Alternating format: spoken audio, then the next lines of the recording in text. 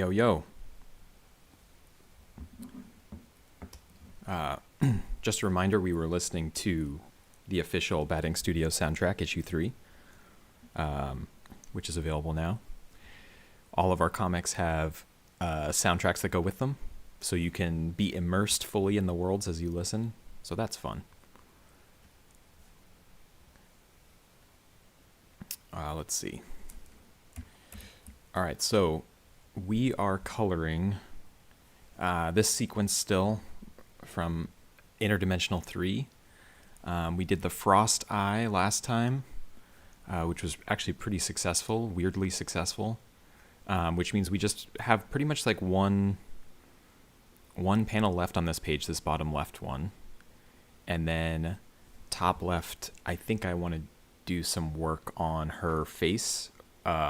Well, maybe her face is done, but there's some stuff going on in the like her hair down here on the left that I kind of feel like isn't detailed enough. After seeing how the eye worked out, I feel like we need to put a little bit more detail in these insert shots, these other insert shots. But this panel we will start with, because it's like, quite honestly, I think this panel is like a layup. I think this one's pretty easy. I think we can not stress out about this one because it's so much of it is going to be this like dark shape of her head in the foreground. And so we'll start with that. That'll be like a warm up, and then we'll see where we get to. Return to Entropy. This is your first time in one of our lives. Thank you. Thank you for being here. I mean, this is only like the third or fourth one that I've done. But I know a lot of, I don't know. I haven't really been streaming at a consistent time. It's been pretty erratic. So I know a lot of people have missed them because I've been doing them kind of late. So I wanted to do one in the middle of the day to see how that feels. So yeah, that'll be fun. I'm glad you're here. Let's see. So yeah, so we can do this lower left panel. I think that's one we'll start with. We were also working on, so this is page 8 and this is page 9. These are back to back. So you can kind of see it's all the same vibe. It's like this chilly character attacking in the water. There's a lot of like, I don't know, there's a lot of like alternating panels between like yellow and magenta and blues and stuff like that.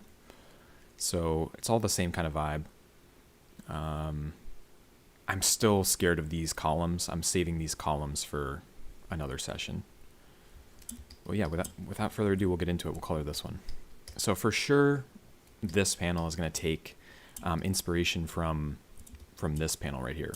This like, I think everything that's working about this panel, the sort of the complementary colors. There's a couple pairs of complements in here of yellow and purple and magenta and orange, stuff like that. I think we just bring that here. The backgrounds, so you can see sort of like there's this pedestal and then there's like columns behind it. Traditionally, I've been doing that with just like purpley blue backgrounds. I did it here too. There's sort of like beginnings of purpley blue background here. But I think we're just going to do kind of like more emotional colors here. I think I'm not going to try to push this to blue in the background. I think I'm just going to leave it purple and orange just because I think this panel is more of a, like an impact panel. You know what I mean? It's like not really it's not really a moment to be color accurate. It's a moment to have like a stark, you know, something that stands out from the page. Sort of just like this panel here on the top left. Like this isn't really color accurate to the rest of the book. It's like an impact moment. So I just kind of colored it to stand out more than actually be correct. So I think we're going to do the same thing here. So yeah, let's just start with this big foreground area. So all we've put down for panel 3 so far is just one gradient over top of the yellow. So there's yellow, there's orange. That actually looks pretty good. And then if I zoom in tight, you can see that there's texture. There's an overall texture layer. Hopefully that comes across on stream. There's an overall texture layer on top of everything, which just automatically kind of makes things look less digital and more how I want them to look. So I just leave that on the whole time. So you can kind of just always just always know that, here, I'll turn it off. When it's off, everything looks really flat and stark. When it's on, it just automatically starts to look more polished. So it just kind of gives me a good baseline, a good understanding of like what the final artwork might look like if I stopped right now. And that's always a good like a good baseline understanding to have. If I stopped right now, like what would this look like, you know? 'Cause that way you always have in your mind the final look, and that keeps you from going too far. You can always over render on these colored pages.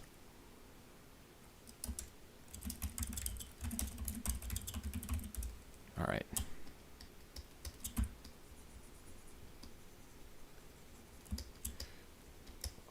So the trick here is going to be knowing, I mean, obviously the back of her head is going to be like a big stark object that we need to get in first.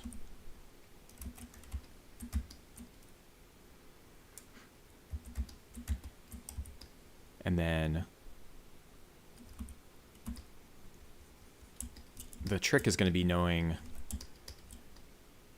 if we want to separate her head from, so right now I'm just going to color everything purple, right? The trick is going to be knowing if we want to separate her head from the edge of the water here. Here's the water's edge against her head. I don't know if this is actually going to be more impactful if it feels like one kind of amorphous blob and her head is part of that. Like if I want it to feel like her head is kind of like merging with the water, or if I want to make it a little bit more distinct from the water. We'll figure it out as we go. I think the first thing to do though is you start with amorphous blob, because you're going to have to like color a lot of this stuff anyway. So you might as well start there. There you go. So it just gives me a much better sense of the composition of the panel. I mean, you can kind of tell it's her head even if I don't add a lot of like color distinction between her head and the water, but it probably does make sense to try to give it a little bit more something, right?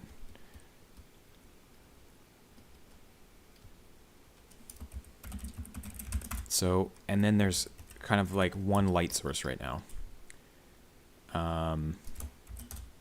So that would mean that basically this fire that's burning the book is throwing off a ring of light, and so it's gonna, everything that further away from it is going to drop off. So there's going to be kind of like a ring of shadow around it. So I'll put the background shadow in too.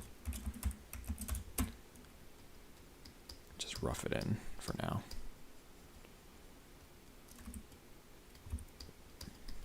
Something like that.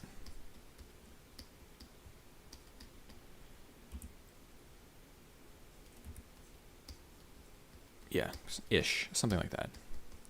We're just trying to, again, I kind of work like a painter, because my background, I learned all this stuff doing acrylic paint. So I kind of work like a painter, where I don't really worry about stuff at first. I just try to get like an underpainting layer in. Hello, Jeremiah, welcome. Is there a link somewhere where I can buy it or read it online?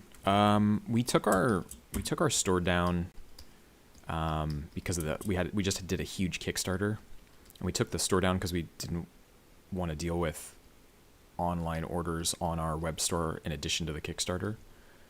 The Kickstarter's wrapped though, so we'll probably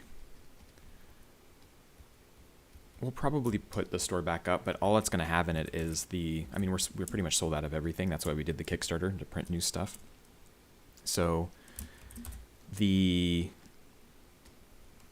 only thing that the store is going to have in it for a while when we reopen it is the digital comics, but you will be able to buy the PDF of the comics there. So that's good.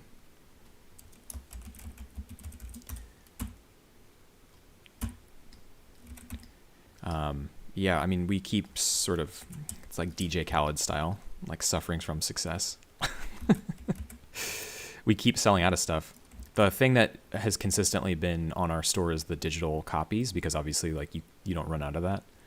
But because we just need to put that back up, because we turned off the whole web store just because we were so focused on the Kickstarter, and we wanted to direct people. Honestly, we just wanted to direct people to the Kickstarter, because if they were going to buy something, including digital comics, like it might as well go to try to help us get our goal.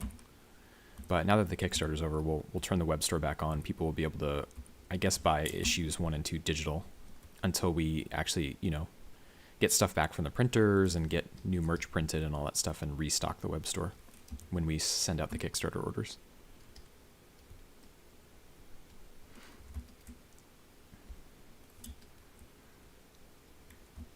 But yeah, I don't know. Sort of, I make that joke a lot, the DJ Khaled joke, the suffering from success joke. But it's actually true. Like, we never really expected to be in a position where we keep running out of stuff, and like there's not there's not a lot of us. And I work a day job when I'm not doing comics, so it's not like I have a ton of time to manage everything that's going on all the time.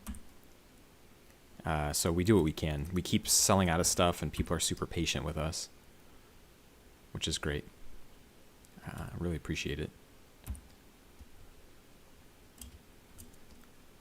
All right, so I'm not exactly sure where the boundaries of this little island are, but I'm not gonna worry about it because you can see there's sort of like a bunch of flames under this dancing chili man, and those flames are all gonna kind of cover up this area.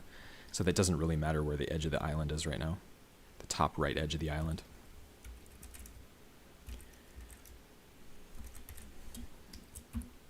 It's a really interesting panel because it's like almost everything in it is going to end up being backlit. Or like, I guess in the case of the chili, underlit, because there's going to be like this fire directly below him that's kind of throwing him into shadow. So that'll be like kind of this will be like an interesting panel. Usually these kind of backlit panels, they look kind of amateurish until you kind of like get to the very last 5 or 10% and you like finalize things like rim lighting, and it all kind of starts to click at the very end. But until then, it just sort of looks like I'm doing a bad coloring book.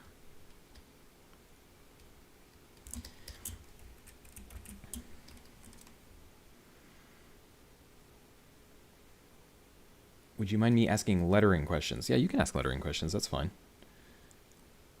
Yeah, that's fine. It's that actually would be great because then I don't have to make a video about it. Because sometimes with the lettering, it's so specific. With lettering, it's so specific you can't always respond in in the comments. You can't type out a response because it's too complicated to explain. But if I'm on a live, I can like talk it through with more time. I can even pull something up on the screen or make hand gestures to help explain. Because sometimes it's really hard to explain it via just like the written word in a comment, which is why I make a lot of videos about lettering, but it takes a really long time to make lettering videos, and I'm so focused on coloring the pages to try to meet kind of our early 2024 deadline that I'm probably not going to be making a lot of lettering videos right away. So yeah, you can definitely ask away.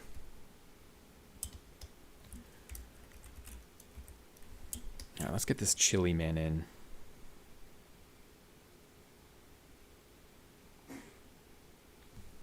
So I want him to be dark purple as well. Chili man. All right, so he's going to start to blend with this water. I'm not going to worry about that yet. There's actually a lot of the work here is done by Lydia's art. There's only a few brush strokes that are going to be needed to get him, quote unquote, like colored in, because he's kind of mostly already colored in as a silhouette. So I really don't need to agonize over this. I do need to figure out how to separate him from the background though, because I'm using the exact same color right now.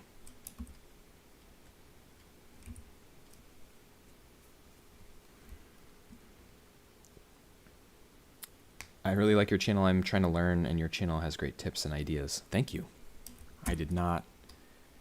When we started this, I didn't really know if people would... care about our stuff or find it helpful. I just kind of like say the stuff that I do and Lydia and I do when we're making comics, and it turns out that that's really helpful for people.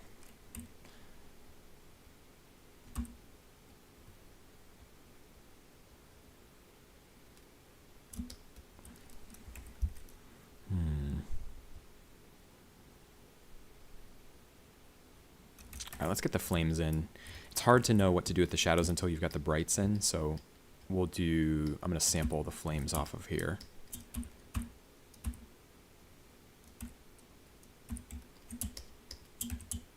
It looks like I'm just using a pretty basic yellow for that. So we'll get the flames in, and that'll help us know a lot of what we're doing. Is there a way to show malice through text? I don't know. That's sort of like, I think most lettering questions that we get are not actually lettering questions. I mean, if you think about comics or manga you've read where there's an evil character, like you often don't, letter their word balloons or use a different font. Like you don't do it any differently. You don't letter their word balloons differently. You don't use a different font.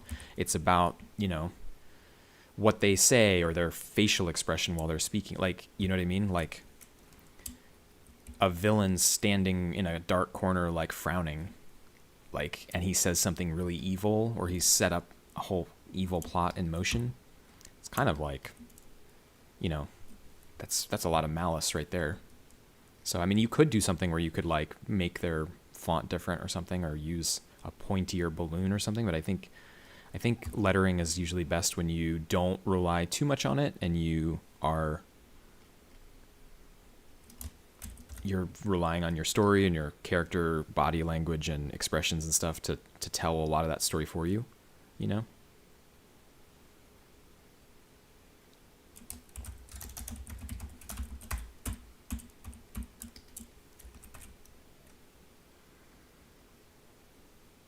A character I also have a character who's almost constantly in a state of slight amusement and also murders a lot and likes to be feared.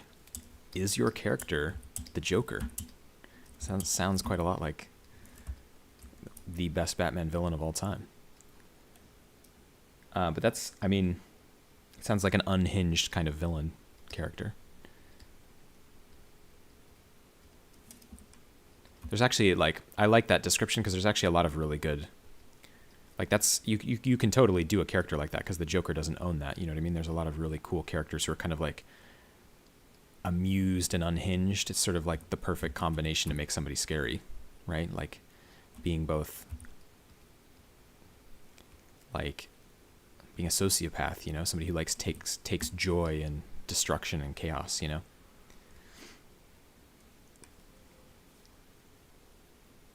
He gives off completely different vibes if you read his voice in a different tone. I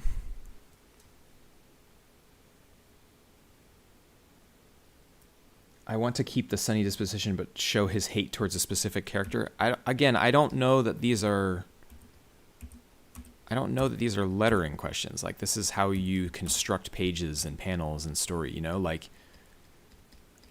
I actually am not kidding. Like, go maybe check out like some of the best Batman comics that have ever been done featuring the Joker.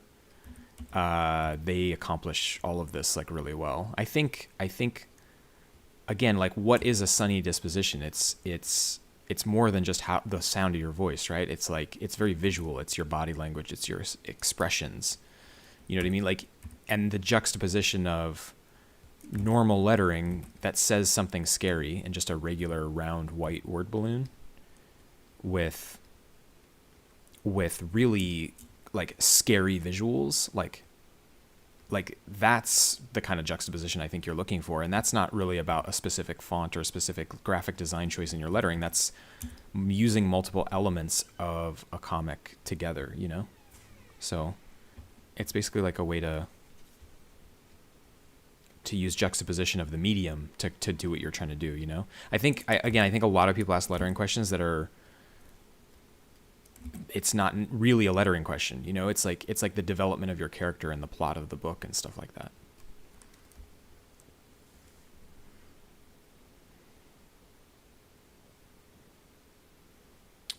Was it complicated to publish the comic, and what did it cost? I talked about this in the last live, but it is kind of complicated to do print. It's not as complicated as it used to be. We use a service called Comics Wellspring that's like pretty great. I think almost everybody who's indie, who self-publishes, like kind of swears by Comics Wellspring. They're known for being easy to work with, and they'll print like, a really they'll print like 5 copies if you don't want to, like, because the danger with self-publishing comics, and this used to be a problem, much bigger problem, like in the 90s when before there was like print on demand, you had to go to like a print shop and they'd be like, we won't turn on the presses unless you print like 2,000 because it's not worth our time as a printer. Unless, you know, you're doing like, we're not going to turn on the rollers and actually run paper through them unless you're really like, you know, going to pay us some substantial money and use a decent amount of resources. So the danger always was with self-publishing that you'd end up with just like dozens and dozens of boxes, and paper is heavy too. So they're heavy boxes of like stuff you can't sell. Like that was just like, I remember like people would self-publish and just not be able to sell it all, and just their garage would just be full of comics. So the danger, and you can still do this now if you're not careful, because you're like, you know, oh, I'll print 200 comics, and you don't really realize how many comics 200 is and how many people actually have to like pull the trigger to sell 200. I mean, obviously you have to get 200 people to buy them, but it's a lot harder to sell 200 comics than you think. You have to really hustle and grind it out. So the danger with self-publishing is you can, if you're not careful, you can print too much and then you're left with a ton of stock. So it's always better to, like, if you're gonna publish, go through a print-on-demand service like Comics Wellspring and set your first print run really low, and because you can always do a reprint, you know, if you get any kind of traction. The only really hard part is like setting up the files properly with like bleeds and trims, and just kind of understanding.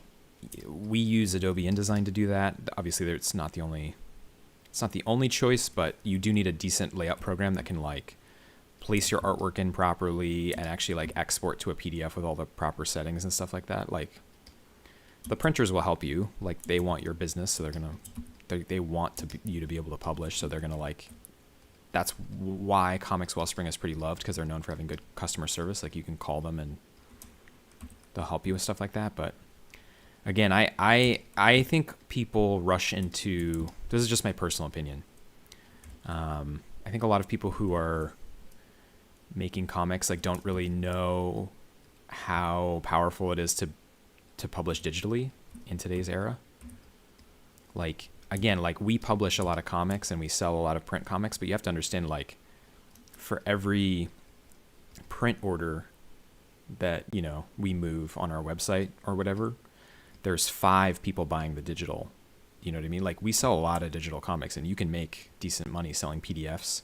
You've got platforms like Comixology and Webtoon. Like, there's a lot of digital publishing options, and I think that if you're just starting out, or you've never printed a comic before, you're probably at a point in your comic making career where you don't need to publish right away. Like, you're trying to build an audience and you're trying to build a following so that when you do print comics, you have an audience that actually wants to buy the print comics. So I always tell people start with digital first, because we sort of live in a golden age of that. Like, this is, if you went back in time and told people in the 90s that you could self-publish digitally and not have to pay for printing and get promotion on social media, and I don't know, people would think it was a dream come true. They'd think, you know, well, why would anyone want to print comics? And the answer is, like, if you've got a decent following, like, it's like buying vinyl. You know, there's always going to be an audience who wants the more premium, the perceived premium product. But you need to build an audience to get an audience of people who are willing to spend the money on that kind of more premium print product. And that's the way you build your audience is through digital. So.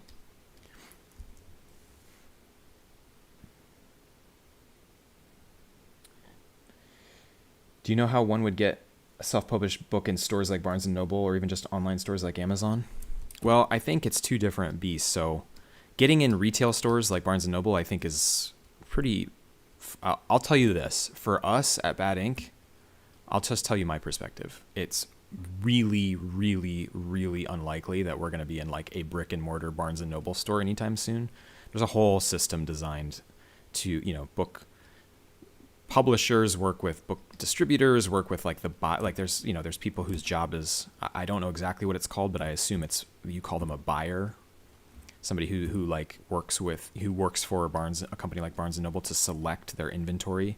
And they probably do a lot of research and a lot of like testing and look at data about what's selling, and, you know, and you probably have partnership deals with publishers, and you probably have to be a certain size publisher to have any kind of like meaningful partnership. So I don't know. I don't really know how one gets into Barnes and Noble, but I assume that that's like, you know, sort of like saying like, how do I get my movie into theaters? It's like there's a lot of steps, you know. There's a lot of independent filmmaking and posting on social media before you are even working for the studios that have the ability to get stuff into theaters. So, but Amazon, I know, is another. You know, Amazon has their own print on demand service where if you self-publish a book, or I assume comic, they'll print it as people order, which is kind of cool. So you can sell your book on Amazon. And I think you used to be able to get your stuff into Comixology, which is now, I guess, going to become the Kindle app. But I'm assuming there's a simple way to just like it's easy to get your music onto Spotify nowadays if you just like sign up for a simple distribution thing. I'm assuming that would be the case with Kindle, right? You could just like self-publish your digital onto an official platform.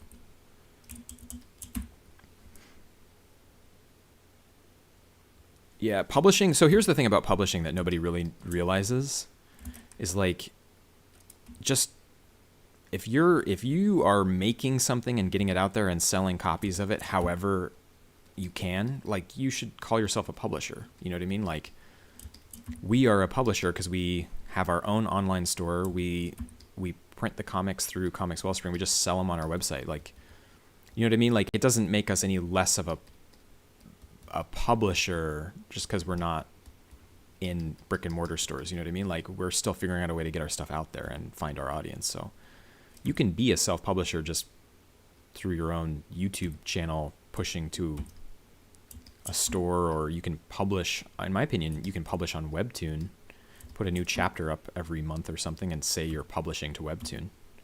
So I wouldn't worry. I don't know. It's expensive to actually be a print publisher with a large distribution. Like, I think people sink a lot of time and energy and money into that, and they don't do the work of building the audience in a reasonable way with the tools at their disposal first. So there's kind of no. I think people put undue pressure on themselves to be quote unquote real. You know.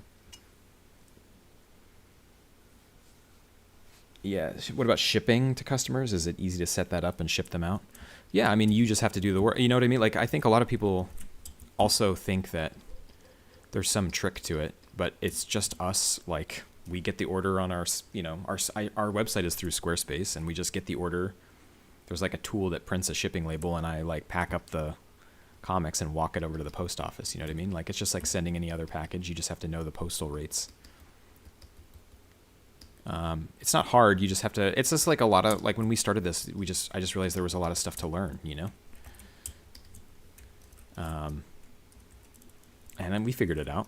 Anybody can do it. You just kind of like have to put in the time and make some mistakes, and you'll figure it out pretty quick.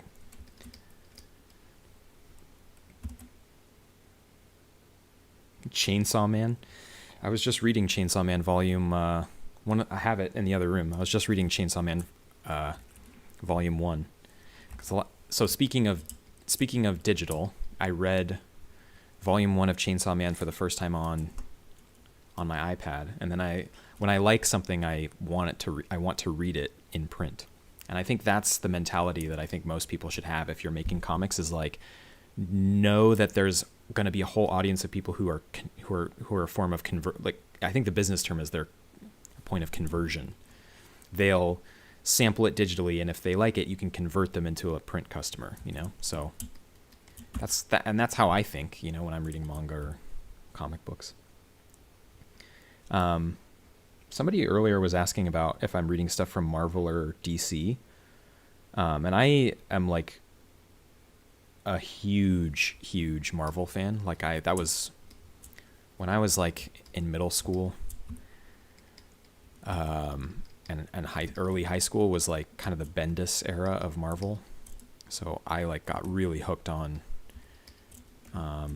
what ended up becoming a lot of the movies, like the sort of inspiration for a lot of the films. I'm not reading a lot of stuff by Marvel at the moment, and just because of time. Making our own comic takes so much time. It's really hard, honestly, to find the time to like keep up on all this stuff. And I kind of got more interested in other series, so I haven't been keeping up with a lot of like current Marvel, but I was just reading I don't know if I have it. I was just reading the rereading it because I've read it a bunch of times, but I have the trade paperback of it, the Barry Windsor Smith Weapon X graphic novel. Man, that's good. I read a lot more like older comics, I think, than people might realize. Like a lot of our stuff is inspired by comics from like the 70s, 80s, even the 60s. So I'm always like kind of keeping up, meaning like keeping my brain reminded of that era by kind of rereading old comics or reading old comics that I've always heard about and never gotten around to. So yeah, I'm like, it's funny, the more I do this, the more interested I am in like the art form of classic comics. Like I'm kind of obsessed with like pre-digital comics just because I now understand how difficult it would be to make them without digital tools. It gives me a lot of respect. Doing this and doing it partially digitally gives me so much more respect for how hard it was back then, and that makes me appreciate the art that much more and the stories and everything. So the more I do this, the more I'm interested in like comics from the past, weirdly.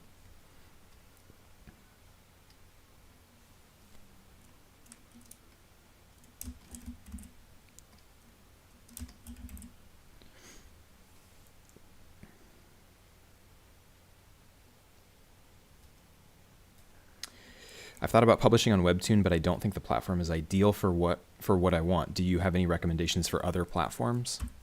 Well, I'm probably, to be totally, that might be something that people in chat can answer better than me. I'm not like super up on digital platforms because when I talk about publishing digitally, what we do is we just export high-res PDFs and sell them as like a product on a Squarespace store. And we do that because it gives us the ability to make money off of selling, files. So I don't know. I think I'm sure there's other really good platforms, but I'm kind of a fan of just the old school PDF because everybody can take a PDF and put it on their, iPad or whatever and read it, like sit and read it the way they read a book, so you're giving somebody a high-res kind of experience of a simulation of reading the print edition,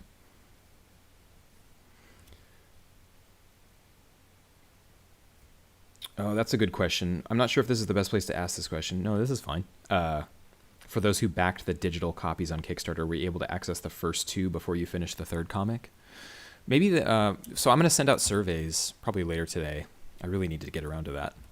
So maybe what I'll do is maybe I can just send out a link to all backers that's just a zip, like the zip of the first two or something. I think you can send a message to only backers. I think that's a good reminder, actually, Infinite Fur, that I should just do that. Like, just look for that in your inbox. If you're a Kickstarter backer, you'll probably just get like one of those backers only messages. To me, it's a backers only message. I'll just check a box that says like, send it only to backers. To you, you'll just get a message in your inbox that's like, here's a link to the comics. So there you go.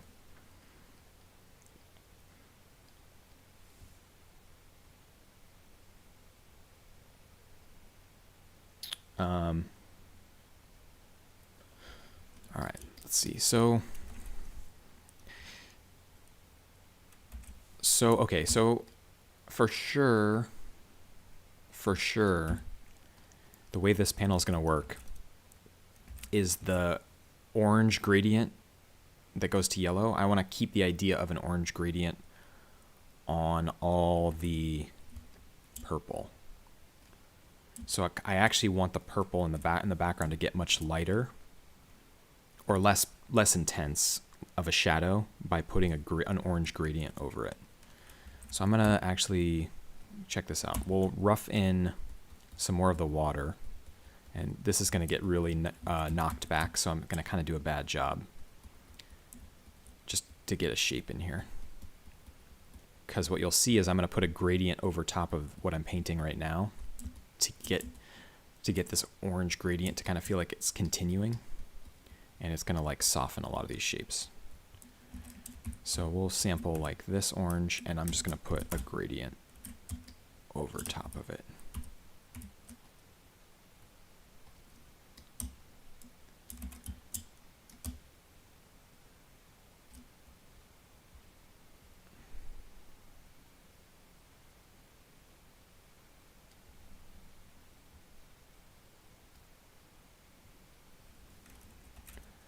See how that starts to give it some depth, where it like the gradient really helps create the sense that it's like the water is actually like a surface now. So without the gradient, it was like this blob that sort of had a harsh stop here. But this room is a room of columns that's sort of been flooded. Here, I'll show you what it looks like from above. So this is what the room looks like from above. So it's like a channel of water that goes through these columns, but the whole thing is water. So we have to create the sense that there's like a surface of water that continues infinitely. And so there's not like a horizon line where the water just stops, because the water is a channel of water that just goes back and back and back. So by doing this gradient, it sort of creates that sense of a surface. It's really helpful. And I actually like that so much that I'll start to bring it into the foreground water here, and that'll start, and you'll see that'll start to separate her head from the surface of the water too.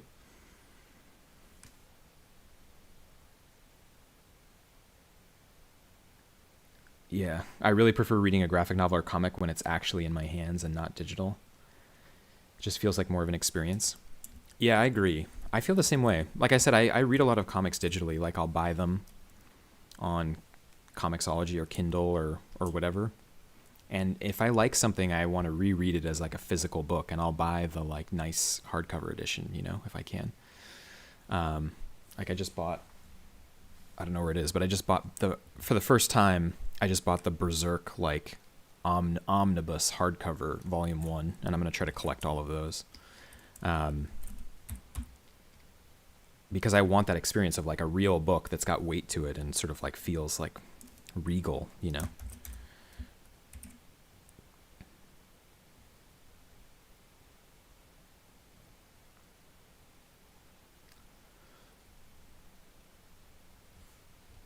All right, so let's see. We're going to soften some of this water in the foreground. I'm going to set my brush to like, maybe like 50%.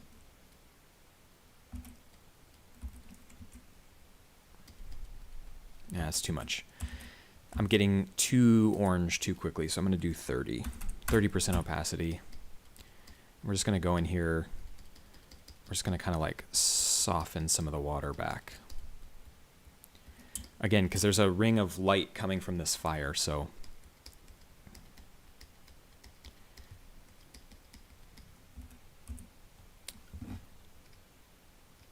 Except okay, so here you can see I've accidentally messed up my layers, right? So I was trying to paint on this water right here, but nothing's happening, and I was trying to figure out what was going on. If I turn off this layer, I've accidentally put the foreground water on a different layer. So I gotta clip it out and use my favorite command, which is paste in place. So it just slaps it right where it was, but on a different layer.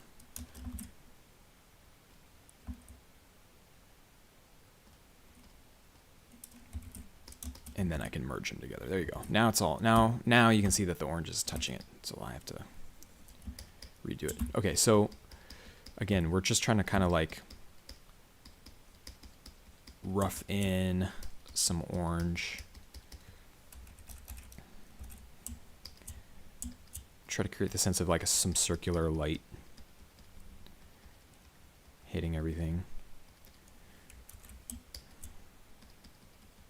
But every time I go over the part that's her head, I'm going to erase that back because I want to kind of start to lighten up the water that's on either side of her head so that this shape in the foreground really stands out.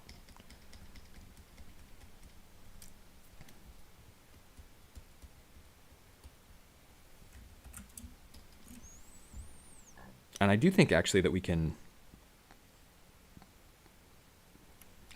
put some rim lighting on her. Let's do that just to see how it feels. So I'm going to make the rim lighting the exact same color as the fire.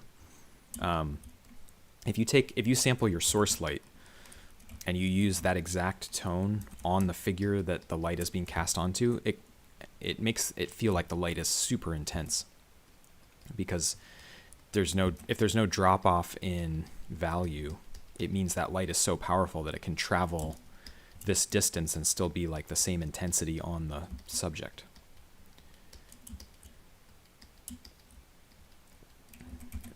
This whole panel is such an exercise in like you have to maintain very cleverly contrast between things. So you can see that as I'm putting the rim light on her head, it definitely makes her head stand out from the purple water, but now it's making her head run back into the yellow water here, because I do want to create the sense that this yellow intense light is lighting everything, is lighting the water, is lighting her head, but now I've got these two values right next to each other, so we have to figure out how to kind of like keep this rim lighting feel but differentiate it from the water.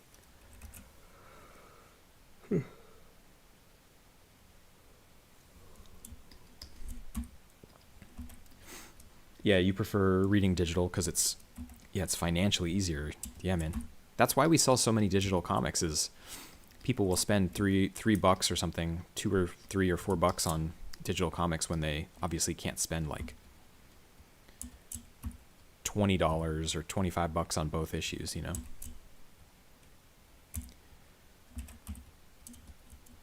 I collect records, vinyl. Vinyl's really expensive, so you have to like, what you do is you listen to Spotify or something like all day until you find like your favorite album, and you're like, okay, that's the one I'm going to buy this month. Like that's what I'm going to spend my vinyl money on, you know?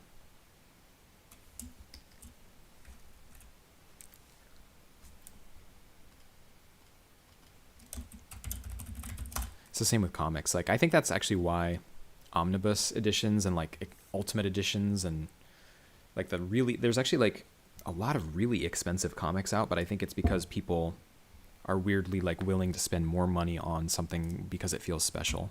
I think they've definitely figured that out.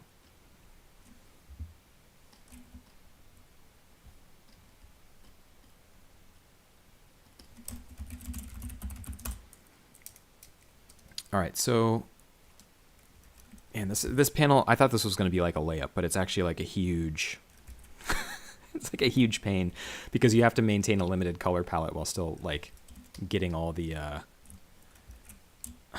contrast and everything to pop from each other. Also, there's something wrong with my texture layer.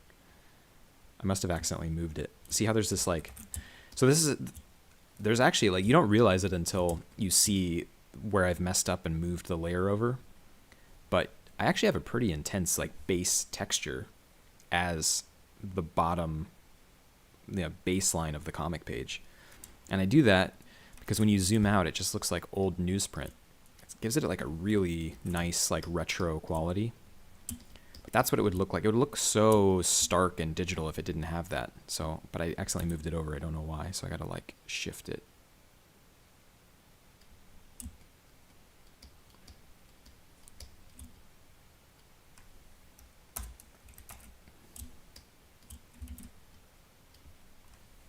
Yeah, that's better. I should lock that layer. Okay.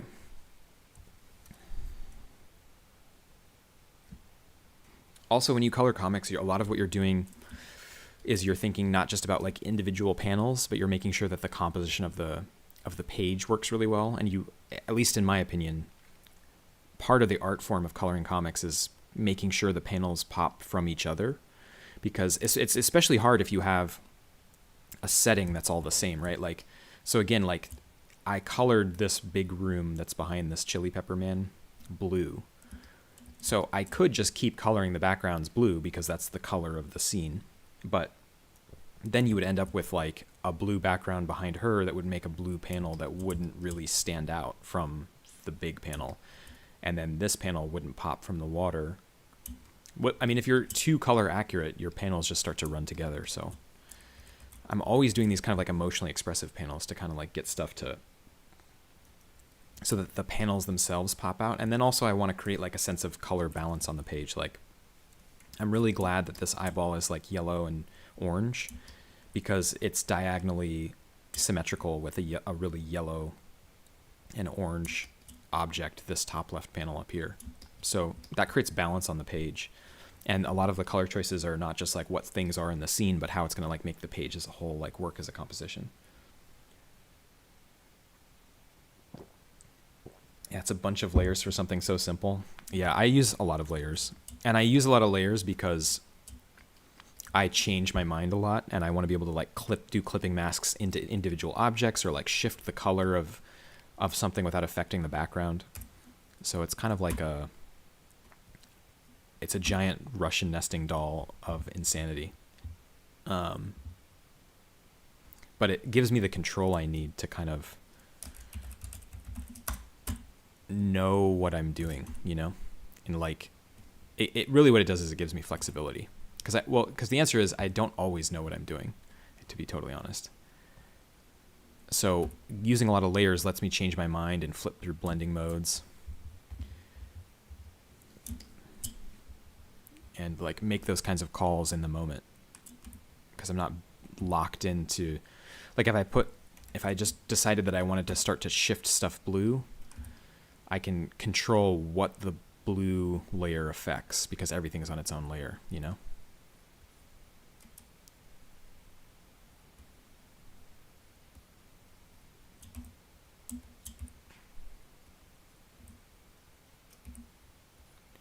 All right, so we're just getting some columns in.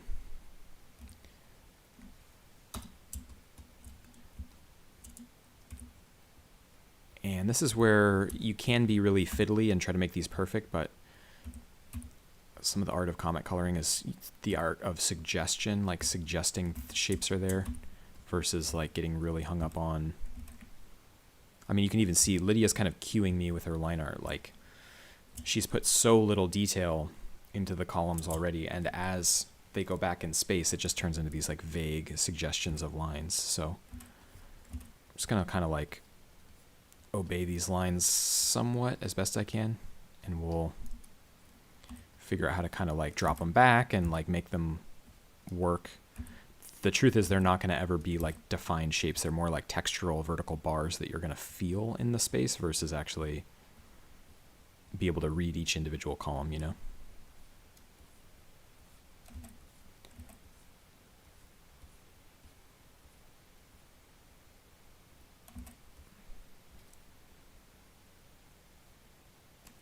It's nice using more professional artists use a bunch of layers because I always feel really bad when using so many. I mean, the thing is there's no rules. Like nobody's going to see your file. You know what I mean? Like they're going to see the final printed comic. So you can work however you want.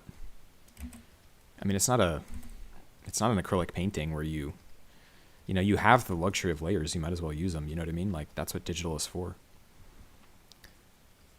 Also, like you'd be amazed how much like,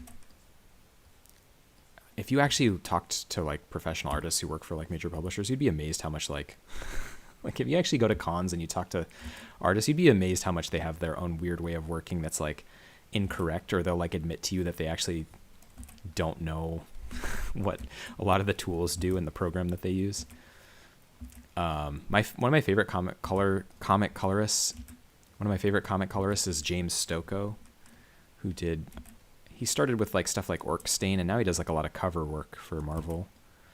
I think he literally has said that he only really knows how to use like the paintbrush and gradient tool. I hope I'm not like misquoting him, but he was basically like, yeah, I don't really know how to do this. I like learned the paintbrush tool, the paint bucket tool, and the gradient tool. But his stuff is all like color theory, you know? He has like a solid understanding of the rules of art, and he just does whatever works for him, you know?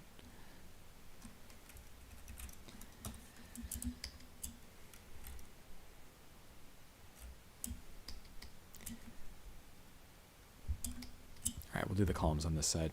So I'm just the same way I sort of knocked back the purple on the water, that's kind of what I'm going to end up doing on the columns, I think, because I'm going to try to create a sense of depth by like softening the darker shapes as they go back into space. Kind of a simulation of atmospheric perspective, which is something that if you color comics or color line art, like understanding atmospheric perspective is like really helpful, because there's you know, different kinds of perspective. There's like 1 point, 2 point, 3 point perspective for actually drawing geometrical shapes. But the atmosphere is, you know, we think of the air as being invisible, but it does create haze. And the further back you go, or the further away something is, the more atmosphere is in front of it, and the more that haze kind of translates into, you know, something that you can actually see, and it makes things softer, creates kind of a sense of mist. So creating atmospheric perspective by softening the color of something that's further away simulates that idea of like mist, and, you know, there being like oxygen and nitrogen gas in front of something. It's something that we see all the time. Like, you may not even, you know, fully understand it as a consciously, but as a human, your brain is programmed to understand things like distance. And one of the things that cues distance is like a haziness. So I'm going to start by putting in all these columns as like really intense, dark shapes. But as I soften down some of them, it'll start to create a sense of depth that'll actually really help us.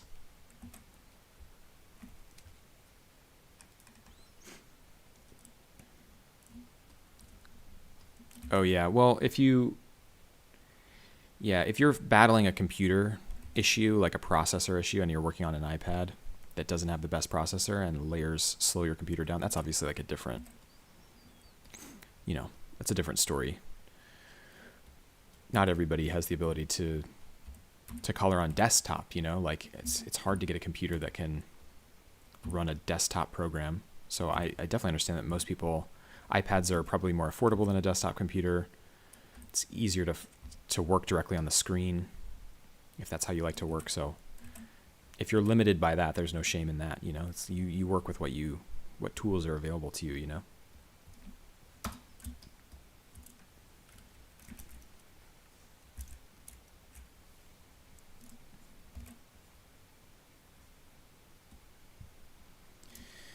All right, so check this out. This is atmospheric perspective in a nutshell. You just sample the background color, and you just take a soft brush, set it to like 20% opacity. Maybe not even, maybe like 15. And you just soften it as it goes back into space.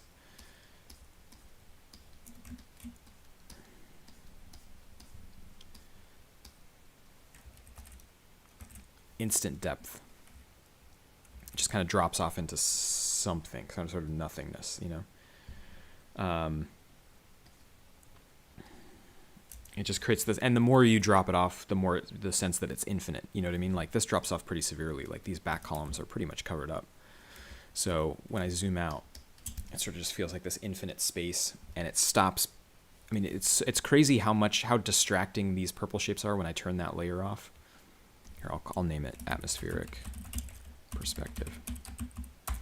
But you know, if I just paint in those columns like that, but there's perspective on the columns, you know what I mean? Like, they get a little bit thinner as they go back, and I've sort of suggested, you know, a point of perspective in that there's like a triangular shape at the bottom here, you know, so that obeys the laws of perspective in that it goes back into space. Geometrically, it makes sense. But as soon as I turn on the atmospheric perspective, it just sort of like clicks, and it looks like we're in a very, very large room. So it works really well. I think I want the flames to be kind of red. The smoke. So I want to keep the flames yellow. But I think fire, when it's burning, like kind of bleeds from the orange of fire or the yellow of fire into like the darker color of smoke. Normally that would be gray. But because this is such a color intense panel, I think I actually am going to use a fake, kind of color it more expressively, I call it fake coloring. It's not the color that it is. It's non-literal coloring, but it'll give it the sense that the smoke is darker. It's not going to be gray at all, but your brain will understand it as like darker smoke coming off of the flame. So we'll use like a magenta. We want to do this over the flames. Here it is.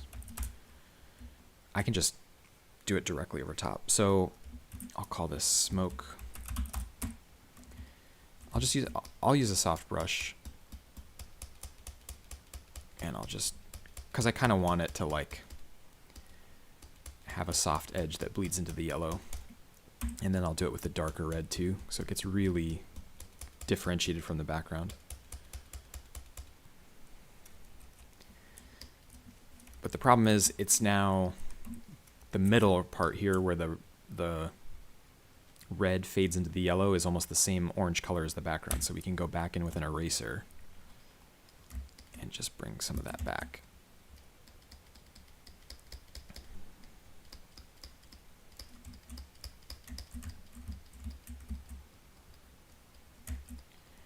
This is actually a good place for a gradient brush too.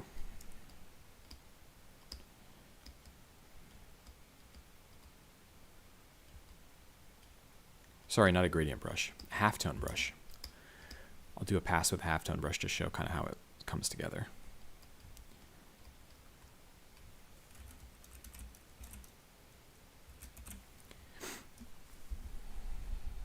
Yeah, it works okay. I'll go back. I'll do a pass of halftone brushes all together, but some grit of a halftone over top of this will look kind of smoky, like there's ash being thrown in the air off of the fire. That'll look really nice.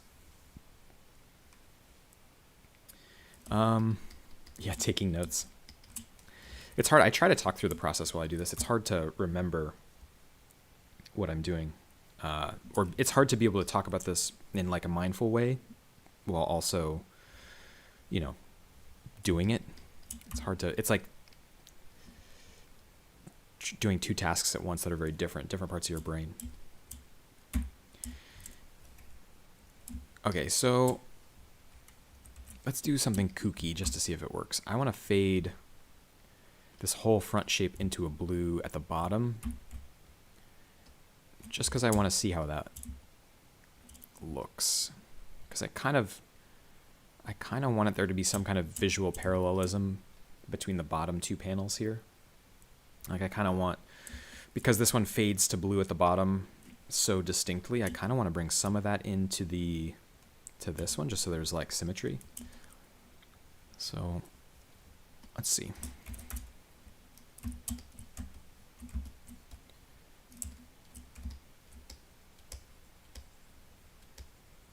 Oh yeah, that's kind of nice.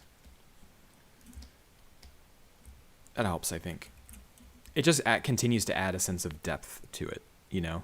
Like if we did atmospheric perspective up here and on the water surface where it's sort of like fading back into orange. So it's almost like there's almost like an overall gradient. Like if you squint your eyes where it goes from like light colors into darker colors, and then this blue is the blue at the bottom is such a deep color.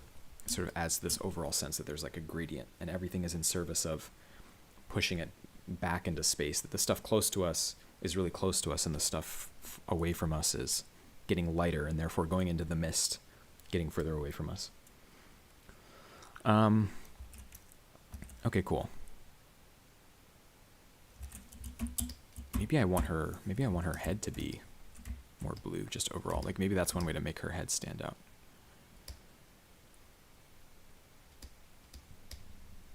And then we'll turn the lines off to see what's actually happening.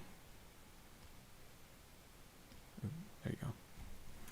So this is a really good example of why turning off the lines is really helpful. Because like if you're struggling with creating contrast, especially in a panel that's got like a really limited color palette. I think I've only used like 1, 2, 3, 4, like something like 5 or 6 colors in this panel. So if you've got a limited palette, it's really hard to maintain contrast between objects and like make sure that the objects are standing out from each other, because so many of those colors are similar and are going to touch. So if you turn off the lines, it forces you to kind of look and make sure all the colors that are touching each other start to stand out from each other, that there's like visual distinctiveness. So the blue on her actually is really helping like create the sense that she's a different object than the water that's immediately on either side of her head. So I kind of like that.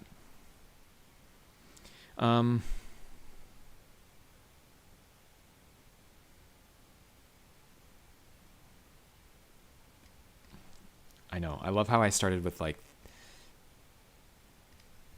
idea that this was going to be like a very easy panel, and it's actually like deceptively tricky. Oh, speaking of atmospheric perspective, we can do something that I do all the time. to create that, which is I'm going to actually shade in the columns with the lines of the columns with a color. So I'll pick something. You don't actually need a super light color to accomplish this, because when any color is next to pure black, it's going to look a lot softer. So I'm going to take like a red that's like pretty deep red, and I'm going to color in the lines of the columns. I'm just trying to color in the stuff that's the furthest away from the camera, just to try to knock it back. When you color in lines, the actual line art like this, it helps really create a sense of depth. And the problem here is that I've got the column lines running directly into the lines for the flames. I want the flames to be very, very much in the foreground. So I'm going to just go in and be really careful here and only color in the column lines. And this will continue to add to the sense that it's like really being knocked back into space, that it's behind some kind of haze, which implies that it's like really far away from us. And I'll refine that in a second. Do the same thing over here. And again, the column lines come right up to the panel edge. So I don't want to color in the panel edge. So I just have to be really careful that I go in really close up and just only get the column lines, because that's the only thing I actually want to shade in. I don't want to grab any of the lines around the flames or anything else. I'm just trying to knock back the far, far background.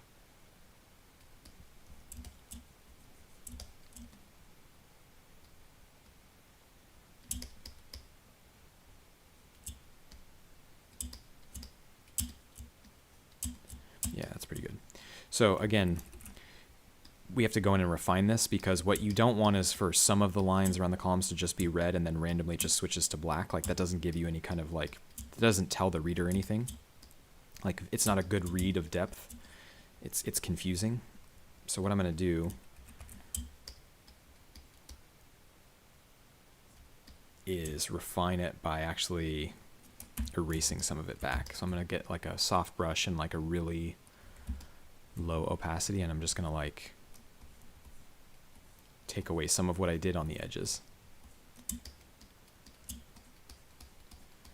So this is taking the lines closer to black.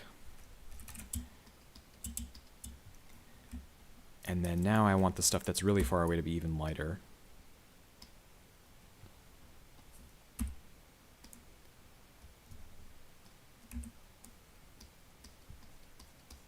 So I'll just bring that even brighter red as it gets further back.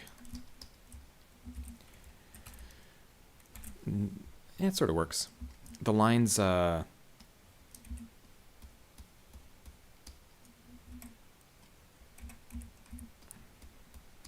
have to be careful that I don't fully like reduce the lines too far, because then I'm kind of just like changing Lydia's work.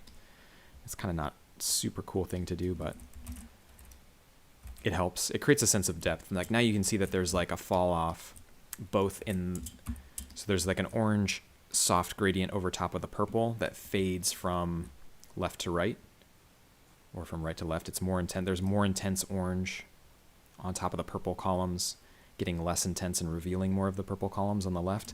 And then I've done a matching gradient on the line art where the lines go from lighter to darker as they go from right to left. So those the combination of those two together gives you this sense of like a much deeper room.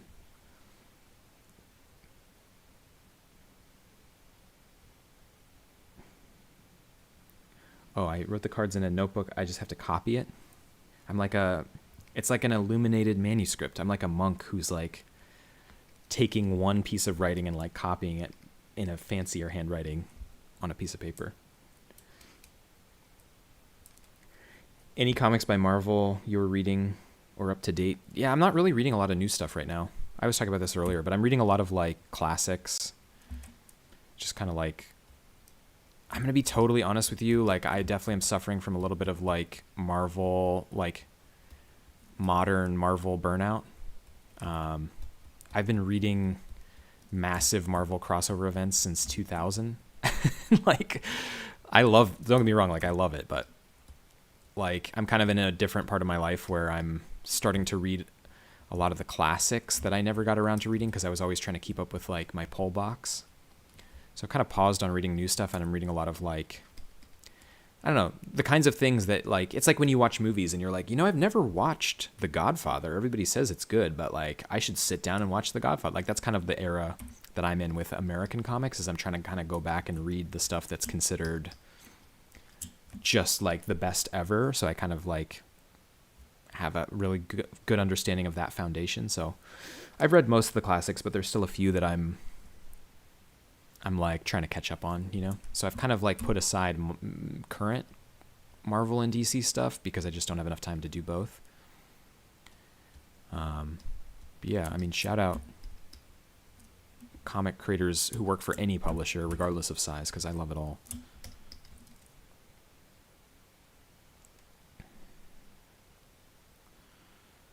All right, cool. So there's definitely, so if I turn off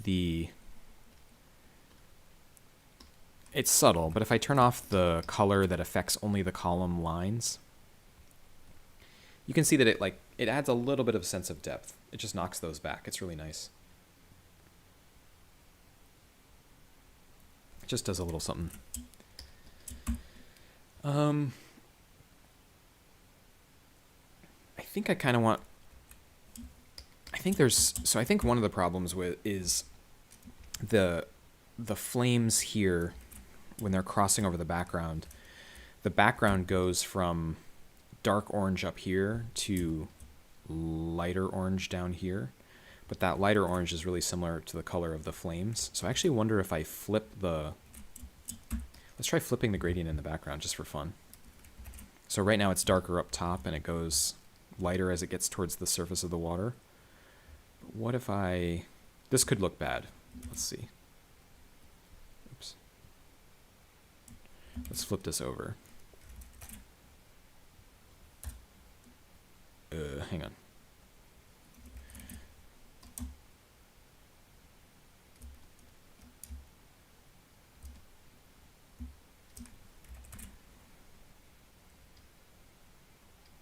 Oh, that's kind of interesting. Yeah, that's better, right? Because it gives a sense that the flames are throwing light up, which is lightening the top part up here. I think we're going to stick with that. And then that means I have to work, now the colors don't match on we kind of have to get rid of some of the highlighting here. Because it's like, there's this like really weird, ugly, like gray color now. So we'll turn that layer off. But what's nice is if the water is orange, the yellow flames can cast yellow highlights into the water. It'll actually probably look really good.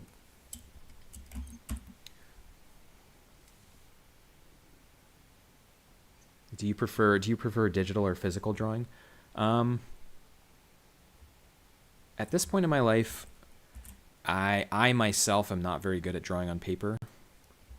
I used to be okay, but I do so much work with like the Wacom on the computer that I'm not like super, my muscle memory isn't super good on drawing by hand, but I get to work with one of the best traditional comic artists like in the world, in my opinion. Somebody who can draw on paper physically and take advantage of that medium and really like embrace the chaos of that medium. So I get the best of both worlds, where I get to work digitally. I get the undo button, but I get to color something that has that grit and texture and old school quality. So that's fun. All right, so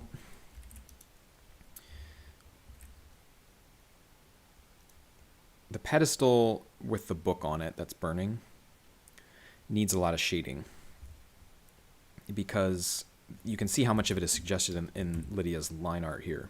Like, she's made it very clear that there's supposed to be like a shading on here. I mean, that the flames are throwing off a lot of light, so you'd get pretty harsh shadows. So I guess to just start, we'll use that same shader purple color that I've got in my palette.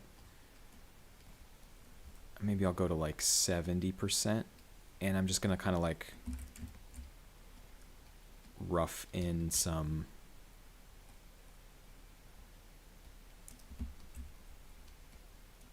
shading on it.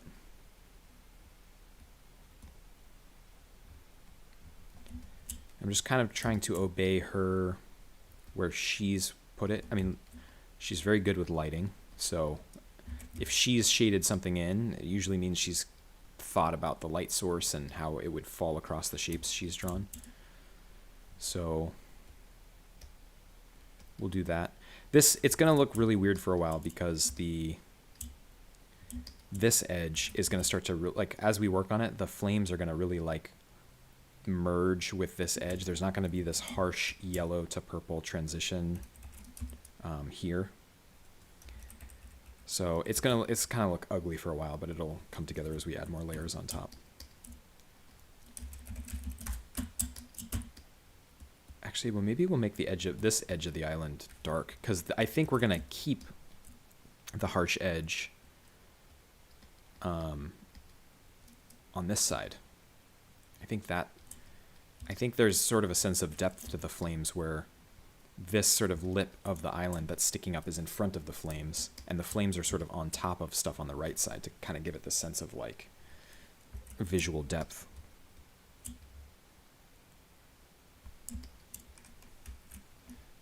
And again, like, I'm just kind of roughing in the shadows. Like, there's a lot of refinement. Like, the shapes aren't right yet. They're kind of ugly, blobby, but we'll refine it. A lot of that refining on this particular book is done with halftone brushes. So if you look at here, you can, and I zoom in close, like, you can see there's a lot of transitional halftones where, like here, for example, there's white halftone over top of the yellow highlighting on her nose. When you don't have that top white halftone, the yellow is a pretty harsh bar on the bridge of her nose, but that yellow kind of, like, gives it some texture and softens the perception of it a little bit. Same with the transition from this white area of her, like, frozen hair.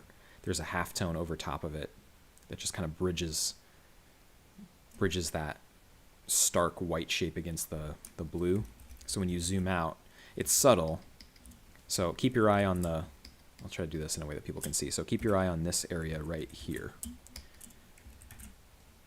where the dots are.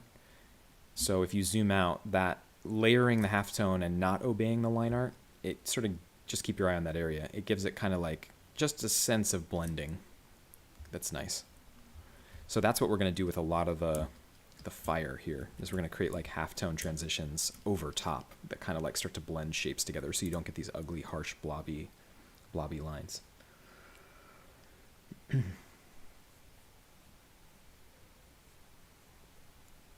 I've definitely tried to hit the undo button working with paper after a while of digital.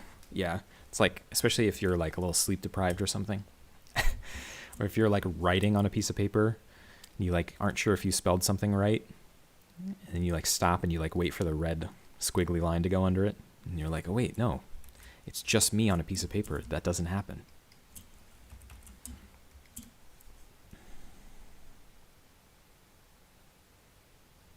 All right, cool. Well, so here's how far we've gotten so far.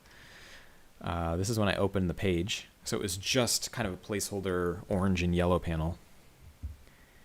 And, oops, there it is now. So before, this is just like in an hour of work. After, it's pretty cool. It's getting there. Maybe we'll do, let's refine the flames a little bit more. I think some of these circles in the flames are getting a little fiddly.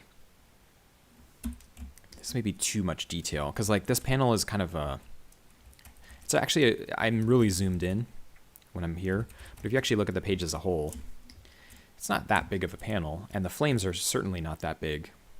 So all these tiny little circles that I've put in might actually kind of be fighting the purpose of this panel, which is just to suggest flame, you know?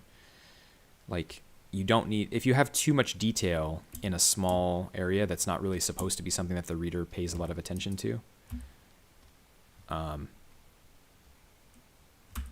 it can kind of fight the focal point of the page a little bit. So I think I went a little too overboard. This is the kind of, like, crackly fire that you'd put in a much bigger panel when it was a much more of a statement. But I don't want to distract you. as a viewer. Understanding what's, especially when you're working in digital and you can zoom sort of infinitely, it's good to kind of like step back and like remind yourself of what is actually going to be seen and perceived by the reader, what was actually drawn small, what was drawn big. Like there's a reason that I put all those kinds of crackly little things in this fire, because it's bigger. It's the main part of the image. And so I want you to kind of like be lost in it. But here I really want you to be, I mean, if you really think about what this panel is doing, it's just to get a quick, I mean, the reader's going to scan by this panel pretty quickly. I want them to just see the chili pepper dancing right here. I mean, everything about this page is preserving that focal point. So there's really no reason to put all this like fiddly circles in. Just got to scale it back a little bit. And just make these blobbier and know that that's okay.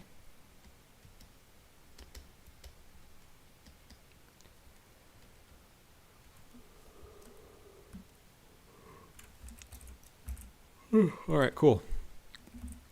This is getting there. There's something that I don't like about it yet. I think maybe it's too purple. I think maybe what's happening with the blue here on her and the water in the foreground is actually really nice. So maybe we do try to bring some of that back in, but we'll finish out the flames, because I think that there's actually some flames that are going a little bit lower and maybe even sitting on the surface of the water.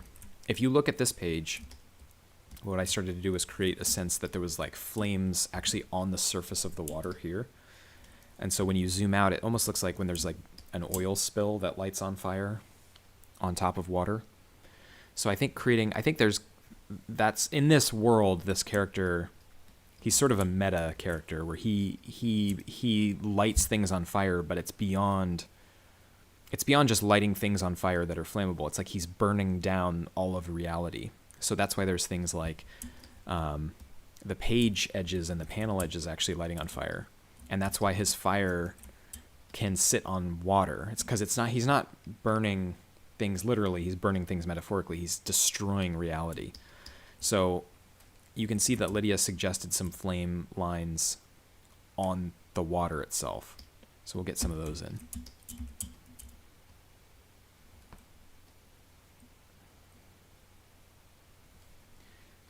Blue. Yeah, I want to get some more blue in here for sure. I think it'll help like make objects stand out. Let's see. I need a new flame layer so that I can paint over top of this island. So I have to go up here. And we'll just call this like closer flames. So some of these lines are supposed to be like choppy water.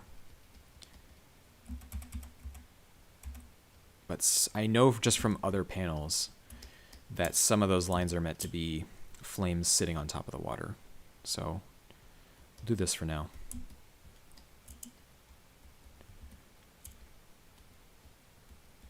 Some of this is the artistic choice of me as the colorist. Like, I might be putting flames where she didn't intend, but that's okay. We're very trusting of each other's creative decisions. I think you want a little bit of the flames on the water so that it feels like it's a little bit more out of control. It's spreading. It's really spreading beyond this book, and it's like coming down this island, and it's starting to affect reality. Plus the yellow kind of frames that purple island really nicely.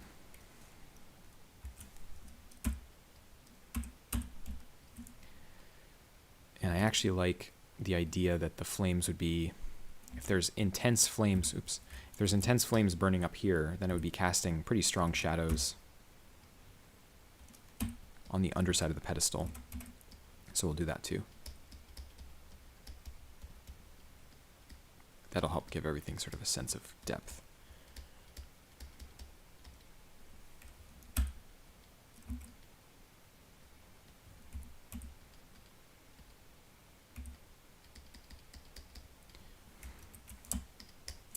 And then it also makes the pages of the book stand out from the other parts of this like pedestal shape. So that's nice.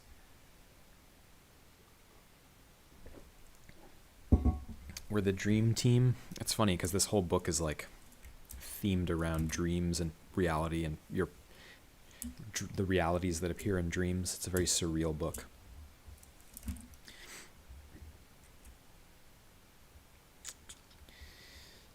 Okay. Let's try to get the column. So I really don't like how poorly I've illustrated the bottom of the columns and the back. And rather than spend the time to go in and like finesse it, I actually think the secret to this panel is to just merge the shapes of the water and the columns. So it just kind of starts to feel like, I don't really care if you see the detail of columns going into the surface of the water. Like Lydia didn't draw it.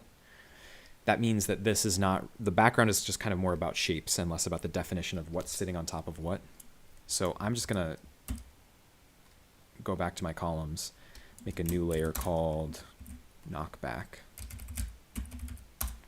And I'm just going to take a soft brush and just get the columns to like fade up a little bit. There's not as much depth. Like if I actually took the time to paint the columns going into the water, it would probably look good. But it's like, this is one of those things where it doesn't really need to be. Again, this is a quick read. Somebody's going to scan this part of the panel pretty quickly. So I don't really need to like waste my time on it.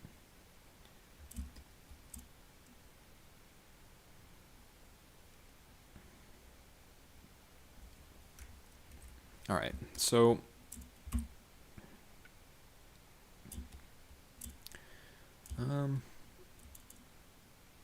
let's play around with some blue. I think blue could be a really powerful tool here. So we're going to go to like, what color was I using? Let me turn the lines off. I got to turn the lines off to be able to even see what color I was using. Okay, so it's not really blue. It's this like more bluish purple color. But let's see if we can use that. So I'm going to, I don't know if this is going to work, to be honest. We'll try it. I'm just going to make her head all blue, just to make it stand out. This may or may not work. So it's going to be automatically stand out more from the water, which is purple. And then I'll just fade it off at the bottom here.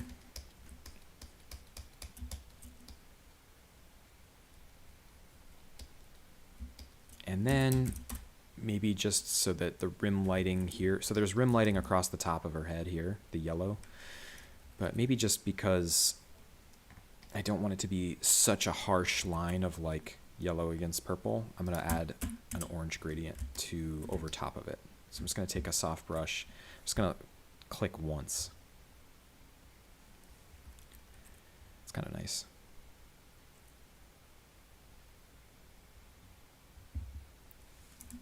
If I click twice, it's not bad. At least it helps it stand out from the island a little bit. And then I can go in and erase some of that orange to get some of the yellow back. So I get a little bit more of my rim lighting back.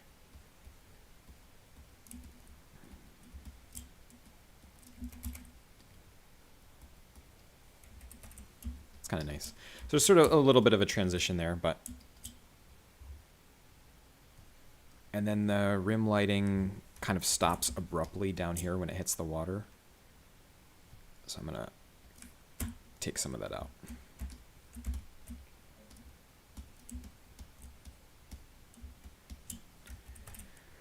Cool.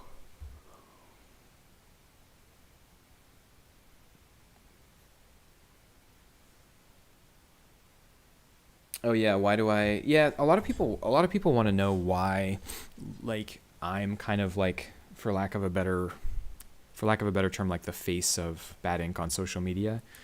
And it's definitely not like an intentional thing where I'm trying to be the voice of the channel or something, you know. It's more just like Lydia is so focused on the art, honestly. Like, it takes a really long time for her to, like, because it's not just drawing these pages, it's like designing the characters and the backgrounds and the costumes and the propping, and, you know, it's like a lot of her work is world building, and she's just got sketchbooks and sketchbooks. I mean, she'll draw, if she needs to draw this chili pepper character, she'll draw 50 of them in a sketchbook before she finds like the right design.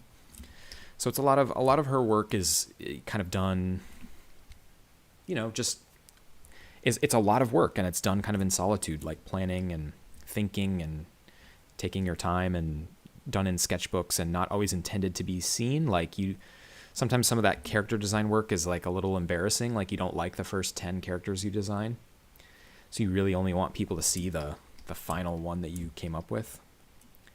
So a lot of what I do is more, it's the coloring, it's the lettering, it's the stuff that once this stuff is already locked, you know, like once we have the pages done and that's the stuff we want people to see. So it doesn't really matter if I'm trying different color work on top of it. I can make a million videos about coloring a panel in different ways. You know what I mean? Like, it doesn't affect as much the final product. And I'm also just like, it doesn't take as much time to just like slap some colors down, so I can make a video about it and talk over top of it. But we're not like intentionally trying to keep Lydia from the channel. It's just that a lot of her work is done a little bit more, it's a little bit more something you do quietly with a very detail oriented mind. You can't always take the time to then make a video about what you did, you know? So it's some of the division of labor is just, it's easier for me to do the social media stuff because I'm not sitting there for hours designing 100 different spaceships, you know, or meticulously drawing backgrounds, you know, stuff like that.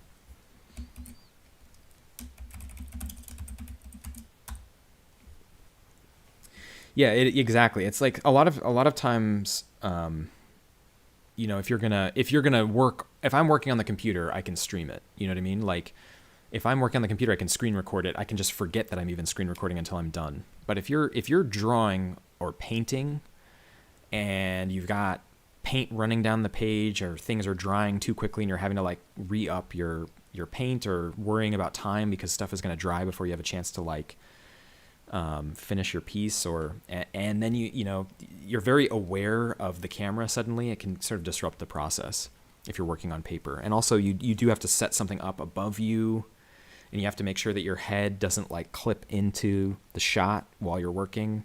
So all of a sudden you're like sitting there at your desk with a piece of paper, but you're like sitting back, and it gets uncomfortable. It's very hard to do time lapse of traditional art, and it can take you out of the moment. And it's something that there are some days, I'm sure, where you're just like, no, not today. I'm just going to draw this offline because I need to get it done, and it needs to look good because it's going to be the final art in our comic. So that's another reason too, is a lot of what I do, it just so happens, like the coloring and the lettering, like it's very easy to screen record and get footage of and make videos out of. It's not always as easy to like film yourself drawing the final comic page. I mean, it suddenly puts the pressure in your mind of like, oh God, it's the final page and I'm being filmed, you know?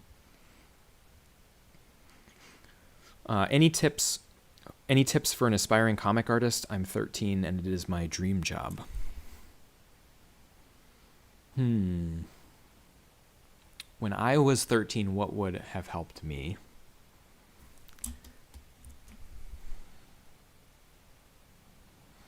I think if when I was 13 years old, I wanted to be a comic artist as well. When I was 13, I wanted to be a comic artist. I was terrified that my work wasn't ever going to be good enough to be professional. That I would look, when I was that age, I would look at comics and I would be like really distraught at how good the art was in like a Spider-Man comic or a Captain America comic that I was reading. And I would look at my own art and be like, how am I ever going to get my art to be like professional level? Like, even when I really, really try, like, it's not that good. I remember thinking that a lot. And I wish somebody had just been like, you'd be amazed how much like 5 or 10 years of practice will push your art. Like, you will get astounding, if you actually stop worrying about getting better and you just focus on practicing and drawing and having fun making comics, you'll develop your own style, and your anatomy will get a lot better, and your backgrounds will get a lot better. And you like getting better is not something that you have to be worried about. Like, it will happen. You'll be like amazed when you turn 20 and look back at the drawings that you did at 13, and you'll, as long as you're having fun and you're actually focusing on just practicing, I think you will achieve that dream, versus being so focused on actually trying to get better that you get in your own head and you stop creating interesting stories because you're so focused on just like practicing these specific exercises all the time. I think that would have really helped me to hear back then.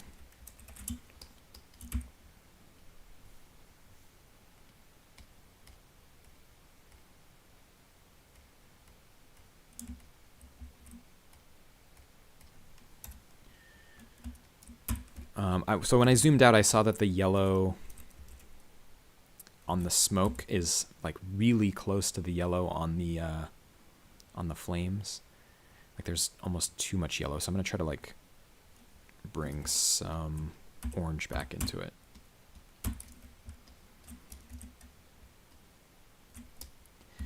Yeah, listen to Mary. Just keep going and don't get discouraged. It really is. I know that sounds really stupid, but like, one of the easiest things to do is just like get discouraged. You're like, well, this is too hard. Like, making comics is so hard. I'm never going to be good enough. Especially now too, with like AI art. Like, I'm sure if I were young and I saw these people who were just kind of like releasing AI things instantly, like, I don't really kind of want to get into the discussion of AI because it always bums me out in some way. But I would say don't. I have a lot of thoughts about AI. I don't think AI is going to take people's creative jobs the way a lot of people are claiming, and so I wouldn't also if that's something that's in your mind, where you're trying really hard at drawing and people are like going on Midjourney and typing words and getting images really quickly, I don't think you should see that as a threat to being a comic artist. I think nowadays, more than ever, what I'm seeing is like people are more and more interested in coming on these lives and watching a human do art, even though it's slower than writing a prompt, because it's more about the process, and it's more like meditative and relaxing. It's more about experiencing something live, or supporting a human who you like and like their work. I think a lot of comic fans are really there to support their favorite artists as people, so I wouldn't let that discourage you either. I think a lot of people are going to try to talk artists out of being artists right now because they're seeing the development of AI, but I think people really underestimate how much we as comic fans are interested in supporting people. And like, I will go to a comic convention to get Daniel Warren Johnson's autograph, and I always will. You know what I mean?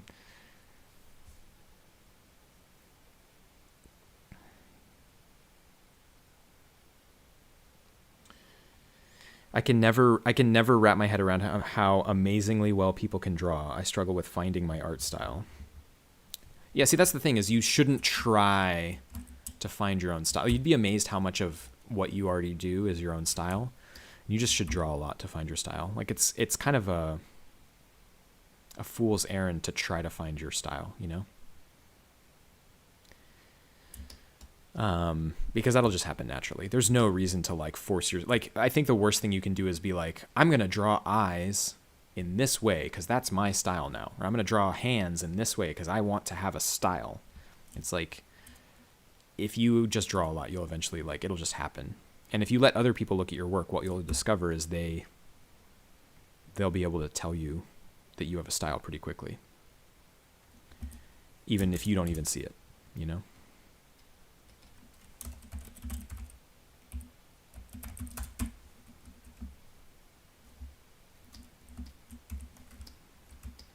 That's what's pretty cool about working with Lydia, is we've known each other for so long that like we were in the same art classes together when we were in high school.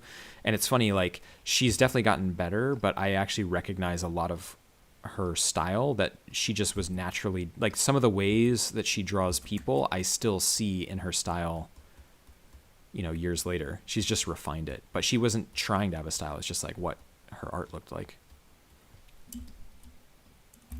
All right, so I'm just trying to put in some highlights on the water in the background here. And the danger is that I'm using the same color on the background highlights as the flames. So it's just starting to like blend the background with the flames. So there's two ways to address this. One is that the flames probably overall should go brighter, because the more I work on this, the more I feel like they're running. See how the yellow up top is running into the yellow of the background? And now I'm putting highlights on the background. They're not even that bright, but that yellow is running into the yellow of the flame. So I think actually the first thing to do is just make the flames brighter overall.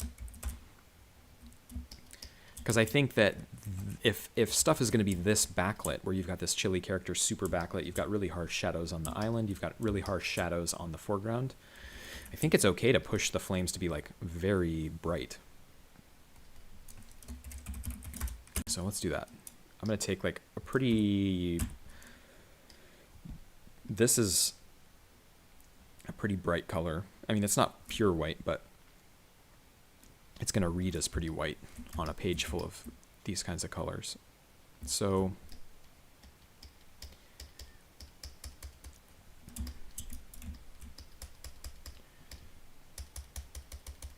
yeah, so we'll just, you know, I'm just going to paint most of them this bright white color, and then we can go back in and erase back to yellow in some of the areas here.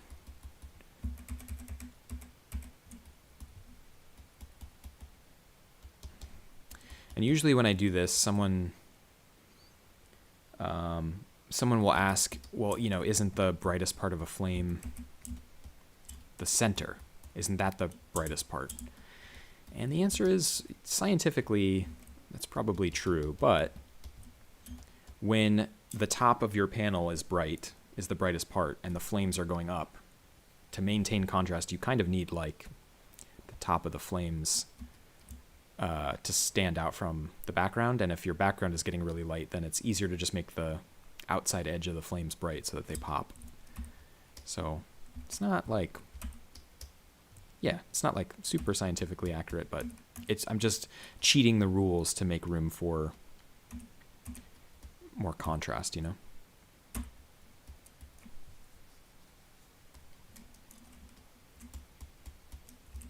So much of comic coloring is cheating. You're cheating lighting, you're cheating shadows, you're cheating light where the direction of light is coming from, just because you're trying to create like... It's much better to have these flames all bright on the edges so that they pop from the background than obey the science of, which would be the opposite of the brightest part of the flame is in the middle. It's so much better to have the contrast of those bright white flame shapes. Just for a quick read for the reader.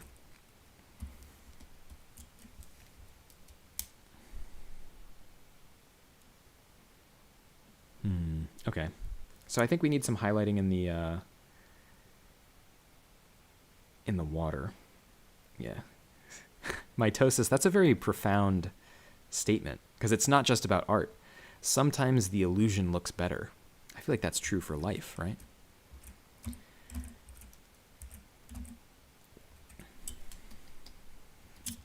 The red smoke is a choice. I don't know. It might be too much. We'll leave it for now. If I'm going to use this level of red in the smoke, there has to be red somewhere else in the panel, because otherwise it's just this crazy bright shape that doesn't match anything else. So,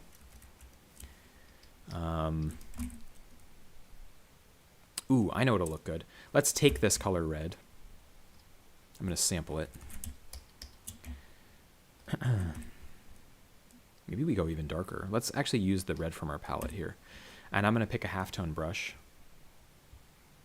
Sorry, I know my face is in front of the brush selector, but in a second you'll see me emerge with a halftone brush.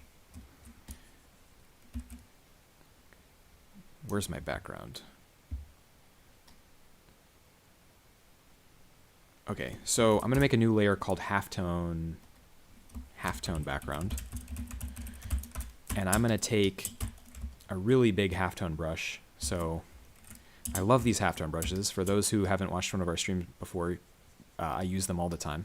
They're from a company called True Grit Texture Supply, not sponsored, but you know, shout out. I use your stuff all the time. So when I paint with the brush, it just makes these halftone dot patterns. And when I press harder, it makes the dots closer or bigger and more intense. So there's when I press really hard and there's when I just like go really lightly. So what's nice is you can vary the pressure on your pen while you're using it. So if I start really intense and then like kind of like let up as I go, it makes this like sort of fade effect. Super quick and fast. I love it. So I'm going to use that to my advantage, and I'm just going to fade. I don't know if I can explain this. I might have to do this and then explain it, but it's a fade on, fade off effect. So I'm going to lightly start here. Actually, these dots are too big. So the other thing you can do is go into the texture settings of the brush and set the size of the dots to be smaller. So I'm going to set it to like 30. Yeah, so now the textures that I'm painting are much smaller.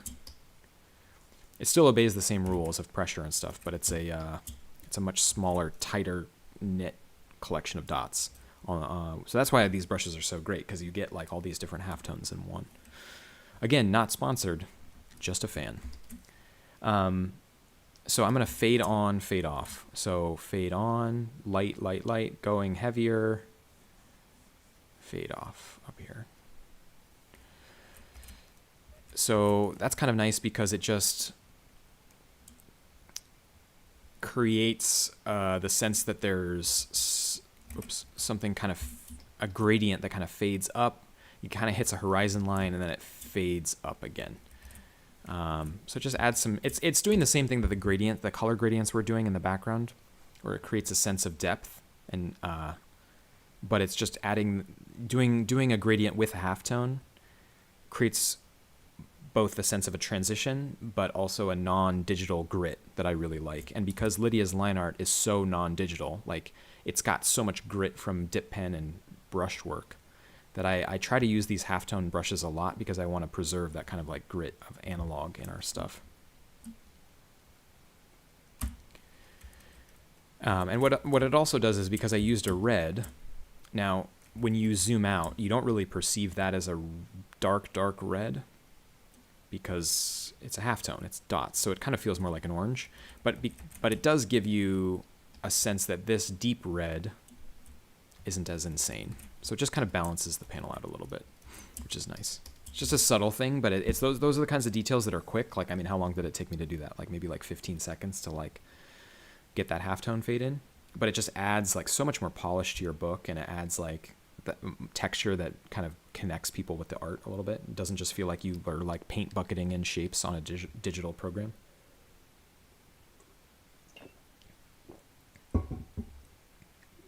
Yeah, exactly. It's gritty, but it's still smooth. Like it doesn't feel too abrupt. And I mean, you can also do something where you flip through. So once I've got this like red halftone, right, I can just like flip through the blending modes. So you can watch the dots, the red dots change as I do this. So as I flip through blending modes, like they'll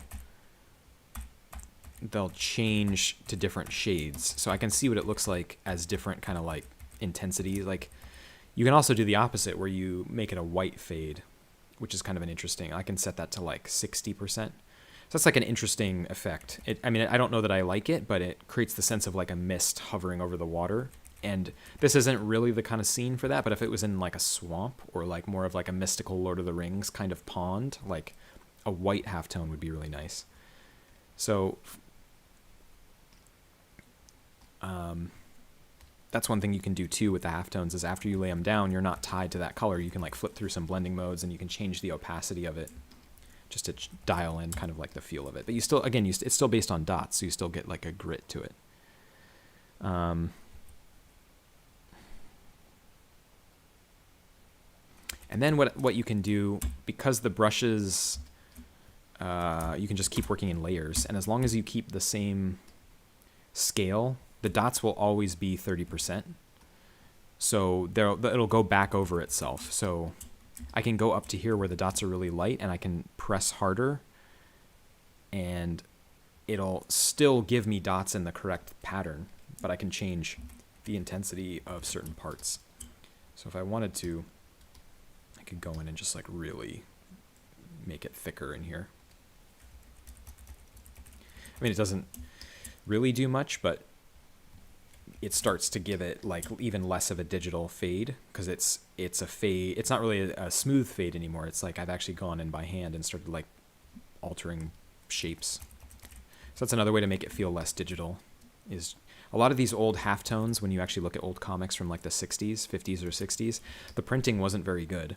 So the halftones were actually really inconsistent. So if you just randomly put like a stripe of like thicker halftone, it actually looks like an old comic. Like that inconsistency of the halftone dots suddenly being bigger, like that actually looks like an old 50s comic, where the printing was surprisingly bad. So you can do that kind of stuff too, if you're really going for that like classic look. So while I have the halftone brush, let me start to work on the flames, because that'll really help. The flames right now are suffering from being very overly digital. They're I say this sometimes, and I think I make people mad, especially in the comments on like YouTube. I personally, I'll turn off the lines. I'll turn off the lines so you can see this. I personally think that the ugliest look in comic coloring is this kind of soft airbrush look. And I know I'm not trying to insult anybody whose style is based on this, because a lot of people who use this are frankly better than I am at using soft airbrush. I don't really know how to use a soft airbrush well, so I get a lot of these kind of like random blob soft shapes, and I hate this look. To me, this is like this yellowy, see how this yellowy glow is very soft?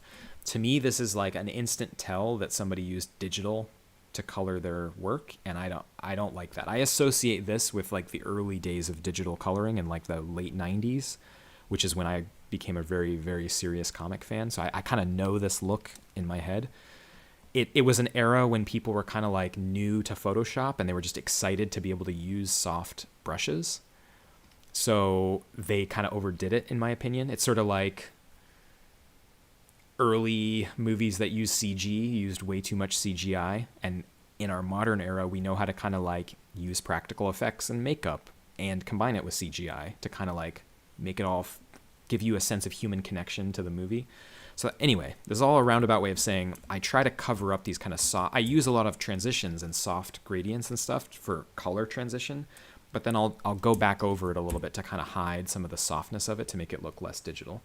So I'm just going to make a new layer called Halftone Flame. And I'm just going to kind of, I'll use an orange. I'll use a pure orange. I'm just going to go over the areas that I made yellow with a little bit of texture, because I just kind of want to like give back some human transition, what I call human transition, some analog transition back into the flames. And this is nice. It just sort of like hides the digital a little bit. And again, I'm using the pressure on the brush to kind of like make it feel like the dots are bigger down at the base of where things are burning. And just kind of fade it up so that it feels like it's... The nice thing about these halftones is it feels almost like it's so gritty that it feels like embers being cast up. I use these... This whole book is kind of like frost and fire. So when it's fire, it feels like these gritty dots in the halftone pattern are embers kind of being thrown off, or sparks. And when it's frost, the you can use like a white halftone. It feels like crystals, like ice crystals. I used it here a lot. It's the same exact brush, just with white. So it accomplishes different things. And if you're smart with your color choices, you can achieve some really cool effects with them.